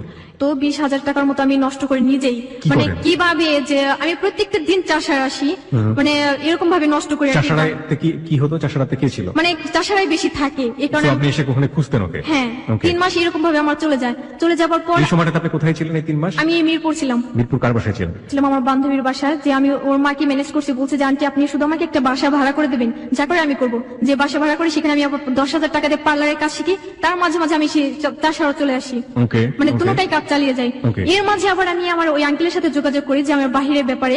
কোন আঙ্কেল এটা? আম্মুর যে চাচাতো বোন, ওকে, তার মানে বোনের আমার দেবর? হ্যাঁ তার সাথে যোগাযোগ করেন? হ্যাঁ, মানে সে কেন বাহিরে যোগাযোগ থাকে। করেন? ও, সে বাইরে থাকে। ওকে, এই কারণে এখন আমি বলছি, বলে তুমি তো এই বিদেশের কাজ কি কাজ করবে? তো আমি বলছি আমি পার্লারের কাজ শিখছি, আমাকে সেখানে দেখেন যদি পারেন আমাকে এরকম ব্যবস্থা করে দেন। মানে আপনিও বিদেশে যেতে চাচ্ছেন? হ্যাঁ। কেন? মানে কেন যেতে চাচ্ছি, যে রাকিবকে আমি খুঁজে পাইনি, আমি কার কাছে থাকবো? আমি আমার ফ্যামিলিতেও যেতে পারবো না, ওর ফ্যামিলিতেও থাকতে পারবো না। এরকম ভাবে আমার জীবন চলবে না, আমি নিজের পায়ে দাঁড়াবো, এরকম ভাবে কোনো ইয়া ছিল, আমার স্বপ্ন ছিল। তো তাদের সাথে আমি যোগাযোগ করে আমি বাহিরে যাই। তখন আমার 70,000 টাকা লাগে। আমার কাছে 90,000 টাকা ছিল। পরে ওই 90,000 টাকা দিয়ে আমি নিজের গয়নাগুলো বানাই, যে ভাবছি যে টাকা যদি থাকে আমার নষ্ট হয়ে যাবে, আমি নিজেও জানি। তো আমার কানের দুল মানে এইসব কোনো কিছু বানাই 90,000 টাকা দিয়েই, যতগুলো হয়। তো বানানোর পর আমি মানে লেবালন তাদের ইয়া দিয়ে চলে যাই। চলে যাওয়ার পর আমার পার্লারে কাজ দেয়। আমি একটা মাস এত ভালো কাজ করি সেখানে। লেবাননে চলে যান আপনি? হ্যাঁ। ওকে, তো সেখানে চলে যাই, অনেক ভালো মতো কাজ করি, যে তারা আমাকে অনেকটা আদর করে, যে আমি ভাষা শিখতে পারি অনেক অল্পতেই, যে তারা আমাকে আমার ভাষাগুলো শুনে তারা আরো মুগ্ধ হয়, যে এত এত দ্রুত তুমি ভাষা শিখলে কি করে। মানে তাদের একটা কোশ্চেন ছিল। তো আমি বলছি সেটা আমি নিজেও জানি না। এক কথা বারবার বলতো, যে সেটা আমি অনুভব করতাম যে এটা হবেই, মানে আমি বলতাম। তো যখন নাকি আমি অসুস্থ হয়ে পড়ি, তখন আমাদের বাংলাদেশে যেমন বলে অসুস্থ, তখন ওদের ওইখানে বলে যে মারিদা। তো আমাকে বলে যে সুবাদ্দি। তো আমি বলছি কি আনা মারিদা। তো বলি সু। তখন আমি আবার বলছি যে আনা রাজ হন ওঝা, মানে মাথা প্রচন্ড ব্যথা এরকম ভাবে বোঝাতাম। তো পেট ব্যথা এরকম ভাবে বোঝাতাম। তো ওরা তো আমাকে ডাক্তারের কাছে নিয়ে যেত। মানে 1 মাস পর আমার হাতে আমার বেতনটা দেয়, 1 মাসের বেতন 12,000 টাকা ছিল। মানে 20,000 টাকা দেওয়ার কথা ছিল, সেখানে আমার 12,000 টাকা দেয়। তো সেখান থেকে আমাকে হসপিটালে নিয়ে যায়। মানে 4টা হসপিটাল ঘুরে কোনো রোগ মানে বিধি পাই না। তার 7 দিন পরে আমি এরকম ভাবে বমি করা শুরু করি, যে আমার নাক দিয়ে মানে মুখ দিয়ে রক্ত বের হয়। তো ওরা তো অনেক ভয় পায়। তার 2 দিন পরে আমাকে হসপিটাল আবার নিয়ে যায়, অন্য হসপিটালে। দেখে আমার অ্যাপেন্ডিসাইটিস টিউমার। মানে 3 ঘন্টা সময় ছিল যে অপারেশন করতেই হবে। তখন আমার মালিক তো রিস্কটা নেবে না, যে এরকম ভাবে 3 ঘন্টা যদি ও মারা যায়, এরকম রিস্ক নেবে না। তো এটা রিস্ক কে নেবে? তো আমি ওদের বুঝেছি যে কোনো মতো ইয়া করো, যে সেখানে 96,000 টাকা লাগবে আমাদের বাংলাদেশের, যে আমার তো টাকা নেই, মাসের বেতনটা আমার ছিল। আমি বলছি এদের যদি তোরা আমাকে মারতে চাস তাহলে তোরা আমাকে মেরে ফেল, আর যদি না মারতে চাস তাহলে তোরা আমাকে বাঁচিয়ে রাখ। তো ওদের টাকা দিয়ে ওরা আমাকে মানে ইয়া করে, সুস্থ করে। তো পরে আমি টাকাগুলো দিয়ে দিই, যে আমার গয়নাগুলো আমি সেখানে কিছু রেখে আসি আর কিছু নিয়ে আসি। তো অপারেশনের 7 দিন পর আমাকে কাজে নিয়ে যান। তো আমি তো কাজ করতেই পারি না, আমি সোজা হয়ে দাঁড়াতেই পারি না, তো আমি ঘুরে ঘুরে পড়ে যাই। তো ওরা তখন আমার সাথে খারাপ ব্যবহার করে, যে তুই এখানে কাজ করতে পারবি না, তোকে কি করে টাকা দেবো, টাকা দেওয়া যাবে না, এরকম ভাবে বলছে। তো আমি ওর সাথে ঝগড়া করতাম, মানে তর্ক করতাম। তখন ওরা বলছে আচ্ছা ঠিক আছে, তোরা যদি আমার না রাখিস তাহলে আমার বাংলাদেশে পাঠিয়ে দে, আমি যে কোনো একটা জিনিস করবো। বাংলাদেশে আসবো, আমি কি করে আসবো, কোথায় থাকবো, এরকম একটা কল্পনা থাকে। অপারেশনের 15 দিন পর আমার টিকিট কেটে দেয় আমার বাংলাদেশে আসার জন্য। তো হাতে আমাকে 19,000 টাকাও দিয়ে দেয় ওরা। আমি বলছি আতিনি মাফি মাছারি, মানে আমার কাছে কোনো টাকা নেই, আমি বাংলাদেশে যাব কি, আমার বাবা মা কেউ নেই, মানে এরকম ভাবে বুঝাইছি আরবিতে। বোঝানোর পর ওরা বলে কি আচ্ছা ঠিক আছে, তোকে এই টাকাগুলো দিলাম, তুই এই টাকাগুলো নিয়ে থাকবি। তো আমি আসার পর প্লেনে মানে একটা মহিলার সাথে আমার অনেক ভালো ইয়া হয়, তাকে আমি বলি, তাকে ম্যানেজ করে তাদের বাসায় চলে যাই, সেখানে থাকি। সেখান থাকার পর আবার কুদালিয়া চলে আসি, সেখান থেকে আমি আবার পার্লারের কাজে ঢুকি, আবার রাকিবকে খুঁজে পাই না। তো হঠাৎ করে একটা ফ্রেন্ডের নাম্বার ছিল, যে ওর ফ্রেন্ডের আমি ফোন করি, আমি বলছি যে রাকিব কি এখন বাসায় আসছে, বলছে হ্যাঁ। যে ও ফোন ইউজ করে না, আমি বলছি ফোন যখন ইউজ করবে তখন আমার নাম্বারটা দেবেন। ডিসেম্বরের 31 তারিখে ওর সাথে মানে আবার যোগাযোগ হয়, যে রাকিবের সাথে, মানে রং নাম্বারে, জানে না যে আমি হিমা। তো রং নাম্বারে, আসলে আমি রং নাম্বারে যখন আবার নতুন করে কথা বলা শুরু করলাম, যে বলছে আমার বাসা মিরপুর, আমি মিরপুর থাকি। মানে আপনি জানতেন নাম্বার ঠিক আছে, কিন্তু ও বুঝতে যে ওটা রং নাম্বারে কার সাথে কথা বলছে। ওকে ওকে। তো আমাকে রাজ নামে পরিচয় দেয়। আমি জিজ্ঞেস করছি আপনার নাম কি, ও বলে রাজ। আমার আন্টির মেয়ের নাম আবার তুলনা। তো আমি আবার ওর পিকচার মানে যা আছে সবকিছু ওরে নিয়ে আসি। তো আমি বলছি আমার নাম তুলনা, আমি এরকম ভাবে থাকি, মানে সবকিছু আমি বলি, যে আমার বাবার এত টাকা আছে, আমার আঙ্কেলও বাহিরে থাকে। তো আমি বলছি সবকিছু বলার পর ও তোমাকে বিয়ে করবে, মানে এখন বলে যে তুমি বাসা থেকে চলে আসো, তোমাকে আমি বিয়ে করবো। একই কথা আপনার একই কথা, যেরকম আমি এরকম ভাবে বুঝতাম, আগের যে কথাগুলো ছিল সেই কথাগুলো নতুন করে আবার তোলানো হয়। যে আমি বলছি যে তুমি কি আমাকে বিয়ে করবা, বলে যে হ্যাঁ তোমাকে এক দেখে আমি বিয়ে করবো। মানে আমি বলছি আচ্ছা ঠিক আছে, তুমি আমার পিকচার দেখো, যদি পছন্দ হয় তাহলে তুমি আমাকে বিয়ে করবে। তো আমি আমার আন্টির মেয়ের মানে পিকচারটা পাঠিয়ে দিই, যেটা দেখে ওর ফ্যামিলি সবাই মানে পছন্দ করে। ওর আম্মুর সাথে আমি কথা বলছি, আবার সেই আম্মুকেও জড়াই ফেললেন। হ্যাঁ, ওর আম্মু, ওর বোন, মানে ওর ভাইয়া সবাই জানতো যে নতুন মানে কারোর সাথে রিলেশন। তো এরকম করার পরে বিয়ের একটা ডেটই বানিয়ে পড়ে যায়, এই মাসে আমরা বিয়ে করবোই, যে জানুয়ারি শেষে ফেব্রুয়ারিতে। তো এরকম ভাবে আমি বলছি এখন আমি কি করব, মানে ও দেখা করার জন্য প্রচন্ড পাগল হয়ে যায়, যে ও আসে যাত্রাবাড়ি, আমিও চলে আসি, ওকে আমি দূর থেকে দেখে চলে যাই, কিন্তু ওর কাছে যাই না। তো ও বলছে তুমি আসনি, আমি বলছি হ্যাঁ আমি আসছি, তুমি আমার সাথে দেখা করো, আমি এই কারণে চলে আসছি, এরকম ভাবে বলে চলে আসি। চলে আসার কিছুদিন পরে ও আবার আমাকে দেখার জন্য পাগল হয়, অনেক SMS করে, কথা বলার পর আমি কথাগুলো আবার রেকর্ড করে রাখি, যে কি কথা বলে। বলার কিছুদিন পরে বলে তুমি সত্য করে বলো, তুমি কে, তুমি কি হিমা? তখন আমি কান্না করি, আমি বলছি না আমি হিমা না, আমি হিমা হতে যাবো কেন?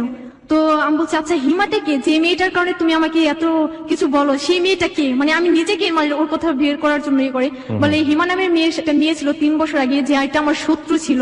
ও আমাকে এরকম ভাবে বলে যে আমার শত্রু ছিল। তো ওই মেয়েটার সাথে আমার রিলেশন ছিল 6 মাস রিলেশন থাকার পর আমি অন্য একটা মেয়ের সাথে রিলেশন করি। তো ওর বাবা, ওর চাচা যারা আছে সবাই আমাকে মারধর করে আমার কাছ থেকে টাকা নিয়ে যায়, মানে এরকম আমাকে বলে। তখন আমি আরো কান্না করি, আমি বলছি ও কি বলে, ও তো আমার প্রতি আর নেই, আর ওকে আমি এতটা ভালোবাসি, ও আমাকে এই কথাগুলো বলতে পারে? এরকম বলার পর কিছুদিন পরে যে আস্তে আস্তে আমি জানিয়ে দেই, তাহলে আমার আগের কথাগুলো আমি বলি। কিছু কিছু কথা আছে যে কথাগুলো আমি বলতাম, আমি ওকে বোঝানোর চেষ্টা করতাম যে আমি হিমা। তো বলে তুমি কি হিমা? আমি বলছি না। বলে তুমি হিমা, তুমি হিমা, এরকম ভাবে কথা বলে, ঠিক এরকম ভাবে কথা বলতো, যে আস্তে আস্তে কথা বলতো অন্যরকম ছিল। আমি একদিন পরিচয় দিই, হ্যাঁ আমি হিমা, তখন ও অনেকটা কান্না করে, বলে তোমাকে আমি অনেক, তোমার ফোন নাম্বারে অনেক ট্রাই করছি, তোমার ফোনটা অফ ছিল। আমি বলছি তুমি আমাকে একটু ট্রাই করো নাই, যদি ট্রাই করতে তাহলে আমি তো 3-4 মাস তো আমি ছিলামই দেশে, তো অবশ্যই আমি জানতে পারতাম যে তুমি আমাকে ট্রাই করছো। তো আমাকে বলে যে আমি তোমাকে নিয়ে আসবো, আবার নতুন করে তোমার সাথে আমি সংসার করব, যে আমার বাবা মা তোমাকে অ্যাকসেপ্ট করুক বা না করুক সেটা আমি করব। বলে তুমি আমাকে 1000 টাকা দাও, আমি একটা বাড়ি ভাড়া করব, তারপর তোমাকে আমি টাকাটা দিয়ে দেবো। আমি সাথে সাথে আমার কাছে তখন 3000 টাকা ছিল, আমি 1000 টাকা পাঠিয়ে দিই। তার 2 দিন পর আবার বলে আমার একটা ফ্রেন্ড আমার কাছ থেকে টাকা পাবে, তুমি আমাকে টাকা দাও 1000। তো আমি আবার 1000 টাকা পাঠাই, যে আমার এরকম আমার মাথায় এখন বর্তমানে টিএমআর হয়েছে, যে আমি ডাক্তারের কাছে যাব। যখন নাকি ডাক্তারের কাছে যেতে যাই তখন ও আমাকে আবার ফোন করে যে হিমা আমাকে টাকা লাগবে, তুমি আমাকে টাকা দাও। মানে সবসময় আমার কাছে টাকা টাকা ছাড়া কিছু বোঝে না। তো ওকে আমি এরকম ভাবে টাকা পাঠাই, 10,000 টাকা পাঠানোর পর ও অস্বীকার করে যে আমাকে চেনে না, আমি কে, কবে টাকা পাঠিয়েছি, এরকম ভাবে অনেক খারাপ ব্যবহার করে। আমি বলছি রাকিব তোমার জন্য আমি সবকিছু ছেড়ে চলে আসছি, আমি আমার বাবা মা ছেড়ে চলে আসছি, টাকা লক্ষ লক্ষ টাকা নষ্ট করছি, আমি কোনো কিছু করিনি, তুমি কেন আমাকে এত কষ্ট দিচ্ছ? এরকম ভাবে বোঝানোর পর ও বলে কি তোর জন্য দুনিয়া পাগল হতে পারে কিন্তু আমি পাগল না। তো আমি বলছি তুমি এটা কি বলছো, মানে অনেক অ্যাভয়েড করে আমাকে। তখন আমি বলছি দাঁড়া, ও যেরকম আমাকে সেই রকম হতেই হবে। আমি বলছি দাঁড়া, আমি একটা ছেলের কথা বলবো, দেখবো যে ওর খারাপ লাগে কিনা। তখন আমি ওকে বলি যে রাকিব, সাব্বির নামের একটা ছেলের সাথে আমার রিলেশন হয়, যে ওকে আমি বিয়ে করব। বলে যে আচ্ছা তোকে যে বিয়ে করবে তোকে ইউজ করার জন্য বিয়ে করবে, এরকম ভাবে অনেক মানে বলে। তো তার পরের দিন আমি প্ল্যান করি যে আমি বলবো যে আমি বিয়ে করব, এরকম একটা করে যে আমি বলছি রাকিব আজকে আমি বিয়ে করব, তুমি আমাকে ক্ষমা করে দিও, এরকম অনেক কিছু বলি। বলার পরে রাকিব আমাকে বলে আচ্ছা ঠিক আছে তুই বিয়ে করে গিয়ে, তোকে কে বিয়ে করে? তো রাত 8টার পরে ও আমাকে অনেক ফোন করার পর আমি ফোনটা রিসিভ করি না, যে বুঝতে পারো যে আমি সত্যি বিয়ে করছি। ওর একটা ফ্রেন্ড মানে রনি আমাকে ফোন করে বলে যে হিমা তুমি কি সত্যি বিয়ে করছো? আমি বলছি হ্যাঁ ভাই আমি সত্যি বিয়ে করছি, আমি সিরিয়াসলি আমি কান্না করছি আর বলছি যে ভাইয়া হ্যাঁ আমি সাব্বিরকে বিয়ে করছি, সাব্বির এখন ওর ফুপির বাসায় মিষ্টি নিয়ে গেছে আর একটু পরে চলে আসবে। রাকিবের কাছে তখন ফোনটা ছিল না, তো ওর ফ্রেন্ডের কাছ থেকে ফোনটা নিয়ে যাওয়ার পর আমার সাথে মানে রাতে 8টার সময় আমাকে ফোন করে, বলে হিমা তুমি কি সত্যি বিয়ে করছো? আমি বলছি হ্যাঁ আমি সত্যি বিয়ে করছো। তখন আমার অতীতের কথা মনে করিয়ে দেয় যে তোমার কি মনে পড়ে তুমি গোসল করে আসতে, আমি তোমার জামা কাপড় চেঞ্জ করে দিতাম, তোমার চুলগুলো আমি শুকিয়ে দিতাম, মানে তুমি রাস্তাঘাটে কিভাবে চলাফেরা করতে, তোমার কি মনে পড়ে একদিন তোমাকে ঘুরতে নিয়ে গিয়ে তোমার পায়ে থেকে জুতা পড়ে গেছিল, তুমি হাজার হাজার মানুষের সামনে আমাকে জড়িয়ে ধরছিল, তোমার কি এসব মনে পড়ে না? মানে আমার অতীতের সব কথা আমাকে মনে করিয়ে দেয়, আমি কান্না করি। তো আমি বলছি দেখো আমার কিছু করার নেই, আমি সাব্বিরকে বিয়ে করবো, সাব্বির অনেক ভালো ছিল, ওকে নিয়ে আমি সংসার করবো। রাকিব তো এত কান্নাকাটি করে যে আমি তোমাকে ছাড়া থাকতে পারবো না, আমি এইসব করছি জাস্ট তোমাকে পরীক্ষা করার জন্য। তখন আমি বলছি 3টা বছর প্রায় হয়ে যায়, তুমি আমাকে পরীক্ষা করতে করতে এ পর্যন্ত নিয়ে আসছো, তুমি আমাকে যা বলছো আমি সব শুনছি, এখন আর শুনবো না। 2 দিন পরে রাকিব বলে তোমার যদি বাচ্চা কাচ্চা হয়ে যায় তা তোমাকে আমি নিয়ে আসবো।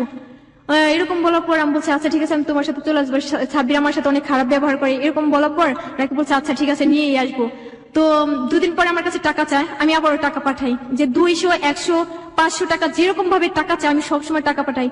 আমার একটা বান্ধবী ছিল শোভা, যার কথা আমি বলছি, তো সবাইকে আমি সবকিছু বলি, সবাই এরকম এরকম ঘটনা ঘটে গেছে, এখন কি করব? বলে তুই এতটা কষ্ট এত ঝড় ঝাপটা সহ্য করে আসিস, তুই আমাদের কিছু জানালি না কেন? তো আমি বলছি কি করে জানাবো, আমি যে ভালোবেসে বিয়ে করছি আর আমি চাই না যে আমার ভালোবাসার কলঙ্ক হোক, এরকম ভাবে বোঝানোর পরে বলে যে আচ্ছা ঠিক আছে ওর যদি কোনো ফ্রেন্ড থাকে তার নাম্বারটা আমাকে দে, ওকে সাহায্য করার দায়িত্ব আমাদের।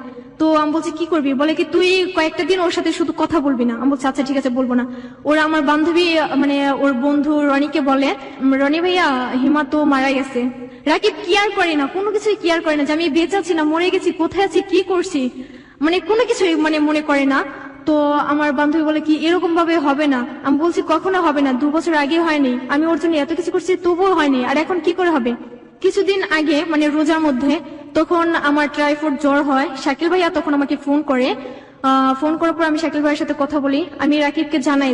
রাকিব আমাকে বলে যে তুই অনেক ভুল করছিস, তুই খারাপ মেয়ে, তুই খারাপ কাজ করে বেড়াস। আমি বলছি না আমি খারাপ কাজ করব কেন? তো বলে যে তুই জীবনের গল্প গিয়ে সবকিছু বলবি, তারপর তুই কোনটা ভুল করেছিস কিনা সেটা আমি শুধরে দেবো। সবসময় কি কথা বলতো? আমি বলছি আমার ধারে আমি যে ভুল করছি সেটা আমার মনেই হয় না, আমি ভুল করলে ওই একটাই ভুল করছি যে এটা আমার যে প্রেগনেন্ট ছিলাম আমার বেবিটা নষ্ট করছি, এটা ছাড়া আমি কোনো ভুল করিনি। আর আমার বাবা মার টাকা নষ্ট করছে সেটা আমার বাবা মার উপর, তোমার উপর কোনো কিছুই না। আমি বলছি আচ্ছা একটা ঈদ গেছে আমি কোনো কিছু পরিনি, আমার তো নতুন জামা পরতে ইচ্ছে করে, সবার সামনে ঘুরতে ইচ্ছে করে। তো বলে কি আচ্ছা ঠিক আছে তুমি টেনশন করো, তোমাকে নতুন জামা কিনে দেবো। এই কথা বলে যে তুমি আমাকে আজকে 200 টাকা পাঠাও। তখন আমি ওকে 200 টাকা পাঠিয়ে দিই, বলে যে ঈদের আগের দিন তোমাকে আমি জামা কাপড় পাঠিয়ে দেবো, টাকা পাঠিয়ে দেবো। তো তার আগে আমাকে বলে যে হিমা তুমি আমাকে প্যান্ট আর শার্ট কেনার টাকা দেবা, আমি তোমাকে তোমার জামার কেনার টাকা দেবো। আমি বলছি তুমি এটা কি বলছো? সেই দিন রাতে ওর একটা ফ্রেন্ড ছিল, যে ফ্রেন্ডটা আমাকে এত বিশ্রী ভাষায় কথা বলছে, মানে কি বলবো, যে বলে তুই এই এলাকায় আসবি, এই ছেলেটা এখন ভালো কাজ করছে আর তুই ওকে জ্বালাচ্ছিস, তুই এলাকায় আয়, যে তুই যে দেশের মধ্যে একটা খারাপ মেয়ে সেটা আমরা ছিল লাগিয়ে দেবো, তুই একটা নষ্ট মেয়ে, মানে বিশ্রী ভাষায় ভাইয়া কথাগুলো বলে। ঈদের আগের দিন আমাকে ফোন করছি, ও বলে কি তুই রং নাম্বারে ফোন করছিস, সরি আপনি রং নাম্বারে ফোন করছেন, এরকম বলার পরে ঈদের পর থেকে ওর ফোনটাও অফ। এখন ভাইয়া আমি কাল মানে পরশুদিন এখানে আসছি, আসার পর আমি শাকিল ভাইকে সবকিছু বলছি, ভাইয়া এরকম আমার সমস্যা, আমি কাজ করতে পারি না, আমি খেতে পারি না, আমার অনেক সমস্যা, আমি কি করব? আমার মাথার জন্য আমি এক জায়গায় দাঁড়ায় থাকতে পারি না, যে মাথা ঘুরে পড়ে যায়। আমি বিদেশে যাওয়ার জন্য আবার নতুন করে মানে করে যে পাসপোর্ট জমা দেওয়া হয়ে গেছে যে আমি যাব, তো আমি ইচ্ছে করলে ঈদের আগে যেতে পারতাম, যে আমার মাথার জন্য আমি যেতে পারি না। আপনি আমাকে বলেন তো, আপনার বাবা মার কাছে আপনি ফিরে যাননি কেন? আমি ফিরে যাইনি, যখন আমি বাসা থেকে চলে আসি আমার আব্বু বলছে হয়তোবা তুই এ বাসায় থাকবি, নয়তোবা আমি থাকবো। সেই দিন আমার বাবা মনে করেন যে গাছের সাথে মানে সেও মানে ফাঁস নিয়ে মারা যাবে এরকম কোন কিছু প্ল্যান করে। এই কারণে আমি বলছি আমি আমার জন্য যখন এত কিছু হতো আমি এই বাসা থেকে চলে যাই, তখন আমি টাকাগুলো নিয়ে চলে আসি একবারে, যে তারপরে আমি বাসায় যাই না। কিসের টাকা? 1,75,000 টাকা বাবা এই কাজ করার পরে আপনি নিয়েছিলেন। হ্যাঁ। তারপরে তো আপনি দেশের বাইরে থেকে ফিরে আসলেন, রাইট? হ্যাঁ। তারপরে আপনি জাননি কেন? তারপরে এই কথা মনে করি আপনি জাননি নাকি আর পরে যোগাযোগ করেন নাই? মানে যোগাযোগ করার বলতে কি আমার ভাবির নাম্বার ছিল, তো আমি আমার ভাবিকে অনেকবার ট্রাই করি, তো আমার ভাবি ফোনটা রিসিভ করে আমাকে বলে যে যেদিন শুনবো যে তুই মারা গেছিস রাকিব সেটা বলবে যে তুই মারা গেছিস, তুই আমাকে ফোন করবি না। তার কিছুদিন পর আবার ফোন করতে যাই, ফোনটা অফ, মানে সবার ফোনটা অফ থাকে। আর মানে আমাদের বাসাটা আগে মানে ঘের মানে বাসার কেউ আপনাকে পছন্দ করে না, মূল কথা হচ্ছে এটা। Nobody likes you. আমাদের হেলো 892 অনেক শ্রোতাই আপনাকে পছন্দ করছে না। But there is a big big big question mark, প্রিয় শ্রোতা। The age is 16। একটা শব্দ আছে সুইট 16, হ্যাঁ, কিন্তু আমাদের দেশে 16টা কিভাবে বিটার এক্সপেরিয়েন্সের জন্ম হতে পারে, এবং 16 বছর বয়সে একটা কিশোরীর দ্বারা কত বড় রকমের ভুল হতে পারে, সেখানে ফ্যামিলির ঠিক মতো কেয়ার না থাকলে, নিজের জায়গাটা ঠিক মতো না বুঝলে, এবং একই সাথে 16 বছরের একটা মেয়ে, তার তো অনেক কিছু বোঝার থাকে, সেই জায়গাটা থেকে সে যদি নিজের প্রতি খেয়াল না করে, সে যদি তার ভবিষ্যৎটাকে দেখতে না পারে, সবকিছু মিলিয়ে এটা যে একটা লাইফটা যে পুরোপুরি একটা জাহান্নাম হয়ে যেতে পারে, তার একটা বেস্ট এক্সাম্পল আজকে আমরা আমাদের জায়গা থেকে দেখেছি। আমরা কিছুদিন আগে এরকম একজন বন্ধু পেয়েছিলাম যে একটা ছেলেকে ভালোবেসে সে সমাজ সংসার সবকিছু ছেড়েছে, তারপরে ছেলে তাকে ছেড়ে দিয়েছে। This is not on one example, এরকম এক্সাম্পল মাঝে মাঝে হ্যালো 892 পাওয়া যায়। কিন্তু আমরা এটা বারবার মনে করিয়ে দেবার চেষ্টা করি যে এটা কত বছর বয়সে হচ্ছে। এটা দেখুন, বয়সন্ধিকালের একটা বয়স, এটা কত বছর বয়সে হচ্ছে? বয়সন্ধিকালের বয়স পার হয়ে গিয়েছে, তারপরে হচ্ছে। প্রেমের ক্ষেত্রে বা লাভের ক্ষেত্রে আমরা সবসময় এই জিনিসটা দেখি, যত বেশি বাধা হয়ে আসে তত বেশি আবেগ তীব্র হয়, যত বেশি ঝামেলা তৈরি হয় তত বেশি উৎকণ্ঠা, তত বেশি সেই মানুষটাকে মনে পড়ে। দেখুন, যে রাকিব সারা বছর পাত্তা দিল না এই মেয়েটাকে, যখন রাকিবের কাছে বলছে আমি সাব্বিরকে বিয়ে করতে যাবো, মিথ্যা মিথ্যা, সে রাকিব তার জন্য হাউমাউ করে কান্নাকাটি করছে। এই যে সিলি কিছু ইমোশন লাইফের জন্য, ফুল অফ ইমোশন যেটাকে বলে, এই ইমোশন গুলো দিয়ে আসলে জীবন চলে না। জীবনে চলার জন্য শক্ত কিছু পাটাতনের দরকার হয়। সেই পাটাতনটা হচ্ছে লেখাপড়া, ক্যারিয়ার, ফ্যামিলি, সবকিছু মিলিয়ে একটা সিদ্ধান্ত নেয়া যে আমি সামনের দিনগুলোতে কিভাবে চলবো। ওর জীবনে সবচেয়ে বড় ভুল মনে করছে ওর সন্তানটাকে নষ্ট করা। ওর সন্তান যদি দুনিয়াতে আসতো সেটা যে আরো কত বড় ভুল হতো সেটাও বুঝতেই পারছে না, বিকজ ও এখনো ইমোশনের মধ্যে আছে। কারণ সেই সন্তান যদি সে সন্তানের ভরণ পোষণ কে দেবে, সে সন্তান কোথায় বড় হবে? হ্যাঁ, সবকিছু মিলিয়ে ও নিজে এখন ব্রেন টিউমারের একটা পেশেন্ট, এবং সবকিছু মিলিয়ে পুরো লাইফটা যে 16তে গিয়েই মোটামুটি একেবারে ম্যাসাকার অবস্থা, সেটা নতুন করে বলার কিছু নেই। আপনি কি আপনার নিজের ভুলগুলো দেখতে পান যে আপনি কোথায় কি ভুলগুলো করেছেন? আপনার কি এখনো মনে হয় যে আপনি ভুল করেন? হ্যাঁ, আমি ভুল করেছি অনেকগুলো, যেটা আমি বলবো যে আমার বাবা মার বেশিরভাগ, আমি আমার বাবা মাকে মানে কষ্ট দিয়ে যতগুলো টাকা নিয়ে চলে আসছি বারবার, একবার না 7 বার আমি বাসা থেকে চলে আসি ওর জন্য। যে আমার বাসা থেকে সবাই একটা কথা বলে যে একবার মানুষ ভুল করে, বারবার নয়, আর তুই বারবারই ভুল করলি। সেই ভুলটা তুই তো টাকাগুলো নিয়ে আমার চিন্তা না, সবচেয়ে চিন্তা হলো যে তোকে নিয়ে রাকিব সংসার করবে কিনা, এটা নিয়ে তো আমাদের চিন্তা। আসলে আমি এখনো আমার বাবা মা বা কাউকে আমি বুঝতে দিই না যে আমি এতটা কষ্টের মাঝে আছি।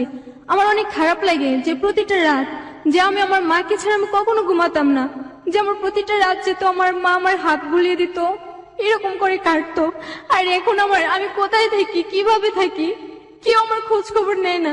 আসলে আমি এখনো রাকিবের প্রতি পড়ে আছি। কাল রাতে রাকিবের ফ্রেন্ড আমাকে ফোন করে বলে যে 17 তারিখে রাকিব বিয়ে করবে। আসলে আমি এরকম ছিলাম যে কখনো না খেয়ে থাকতে পারতাম না, যে আমি সবসময় খাবারের তালেই থাকতাম, যে একটার পর একটা ছিলই আমার খাবার। আর এখন আমার দিন যে আমি না খেয়ে থাকি, আমার মনে হয় না যে আমি না খেয়ে থাকি। যখনই যাই খেতে চাই আমার রাকিবের কথা মনে পড়ে যে এইটা আমার রাকিব আমাকে এনে দিত। এখন যদি আমি 1000 বারো না খেয়ে থাকি, কেউ আমাকে বলবে না যে হিমা তুমি না খেয়ে আছো।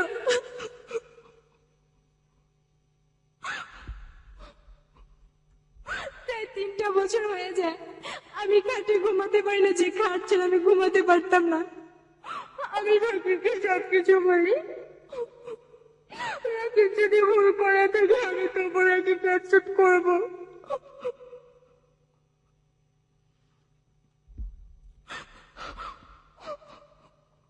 This is the story of life. এটাই হচ্ছে হিমার জীবনের গল্প। আমরা একটা ব্রিদিং স্পেস নিতে চাই একটা গানের মধ্য দিয়ে। শুধু এতটুকুই বলার আছে, ওর একটা বিশাল মানসিক পরিবর্তন দরকার। ও কিন্তু সবচেয়ে বড় পেনাল্টি যেটা পাচ্ছে, ও still in love with Rakib.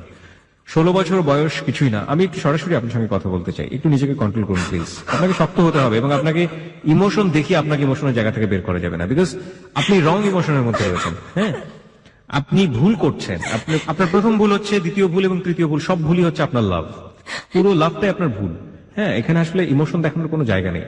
আমি শুরু থেকে শেষ পর্যন্ত আমি আপনার প্রতি কোনো ইমোশন দেখানোর কোনো জায়গা খুঁজে পাইনি। প্রথম কথা হচ্ছে এটা। কেন বলছি, একটা ছেলেকে আপনি বকাঝকা করতে গিয়ে আপনি তার প্রেমে পড়লেন, ঠিক আছে, ভালো কথা, পড়েছেন, হয় সবার লাইফে, বয়স অনেক কম। তারপরে আপনি একের পর এক ছেলেটা আপনার সাথে যে ব্যবহার করেছে বা আপনি যে ব্যবহার করেছেন, গলায় ফাঁসি নিতে গিয়েছেন, সবকিছু মিলিয়ে আপনি ছেলেটার প্রতি এখনো যে অ্যাডিকশনের মধ্যে রয়েছেন, সেই অ্যাডিকশনটাকে আমি কোনোভাবে মেনে নিতে পারি না। কিন্তু সেটার জন্য আমি আপনাকে দোষ দিই না, কারণ অ্যাডিকশন আপনি নিজে হাতে আপনার কাছে নিয়ে আসেননি। আপনার এখানে যেটা দরকার ছিল, খুব ভালো করে আপনাকে কাউন্সেলিং করা, খুব ভালো করে আপনাকে প্রতি মুহূর্তে বোঝানো, প্রতি মুহূর্তে আপনার পাশে বন্ধুর মতো থেকে আপনাকে হেল্প করা। সেটা আপনার ফ্যামিলি মেম্বার হতে পারতো, আপনার ভালো ফ্রেন্ড সার্কেল হতে পারতো, যারা আপনার বিপদের পাশে এসে দাঁড়াবে। হয়তো সার্টেন পিরিয়ড অফ টাইম, 6 মাস খুব কষ্ট হতো, 1 বছর খুব কষ্ট হতো। আপনি যদি লেখাপড়ার দিকে ঠিক থাকতেন, আপনার যদি বাকি স্ট্রিম গুলো ঠিক থাকতো, আপনি এই ঝামেলা থেকে বের হয়ে আসতে পারতেন। কারণ বয়ঃসন্ধিকালের এই যে ঝামেলাটা, সেটা খুব বেশি দিন থাকে না। বয়ঃসন্ধিকাল পার হয়ে যাবার পরপরই মানুষ বুঝতে পারে যে তার জীবনে কত বড় একটা ভুল হতে চলেছিল। শুধু এতটুকুই বলার আছে। কিন্তু still you are in danger. আপনি এখন পর্যন্ত বিপদের মধ্যে আছেন, কারণ আপনি রাকিবের অ্যাডিকশন থেকে বের হয়ে আসতে পারেননি।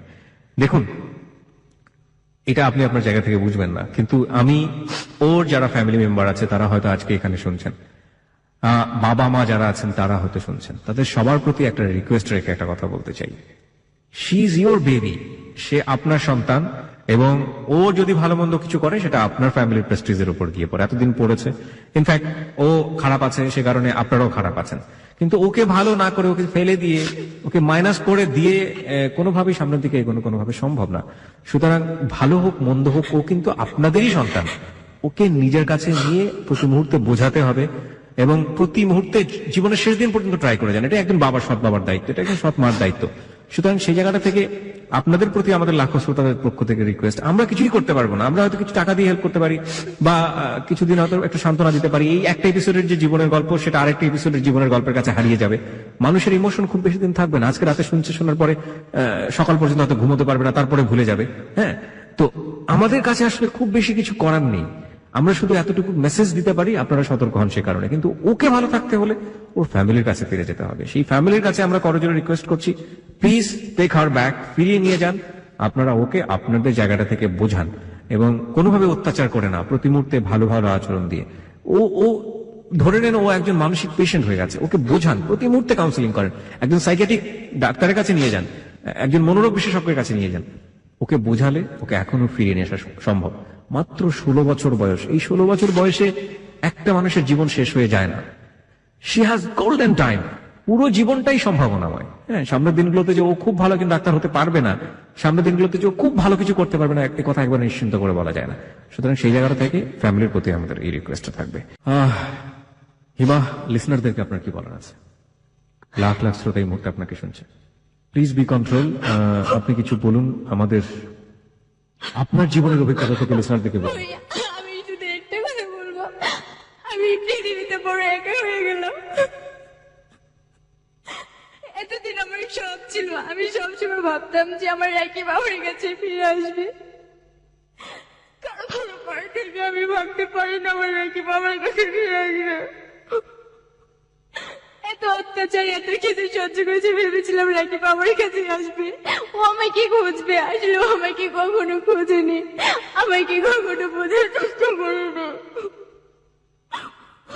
এই যে আপনি পেইনটা পাচ্ছেন, রাকিব আপনার কাছে আসলো না বা রাকিবকে নিয়ে যে পেইনটা পেলেন, সেই পেইনটাকে আরেকজন জীবনে, মানুষের জীবনে আসা উচিত, আপনি কি মনে করেন? আমি মনে করি আমার মতো ভুল যেন কেউ না করে, কেউ যেন এরকম কোন রিলেশনে না করায়, কারো বাবা মার কাছ থেকে কেউ যেন ভালোবাসা থেকে বঞ্চিত হয়ে না যায়। আমি যত অল্প বয়সে সবকিছু হারিয়েছি, এরকম যেন কারো না হয়, কেউ যেন এই ভুলটা না করে। সবাইকে আমার একটাই রিকোয়েস্ট। কোন অভিজ্ঞতায় বড় নয় যে অভিজ্ঞতার মুখোমুখি মানুষ নিজে দাঁড়িয়েছে।